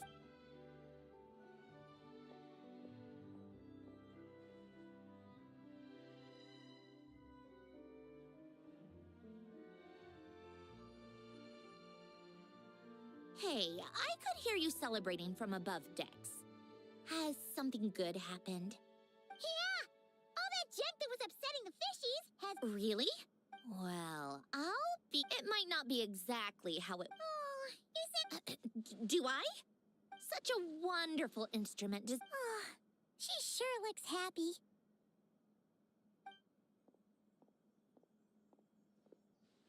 Whoa! What a beautiful piano! Of course it is. It was me who fixed it after all. I also reinforced the mechanical linkages and retouched the exterior. You two didn't do too badly yourselves. It was nothing. Anyway. Huh? Right now? When else? How about we leave the performance? Absolute nonsense. And don't think a few cheap taunts.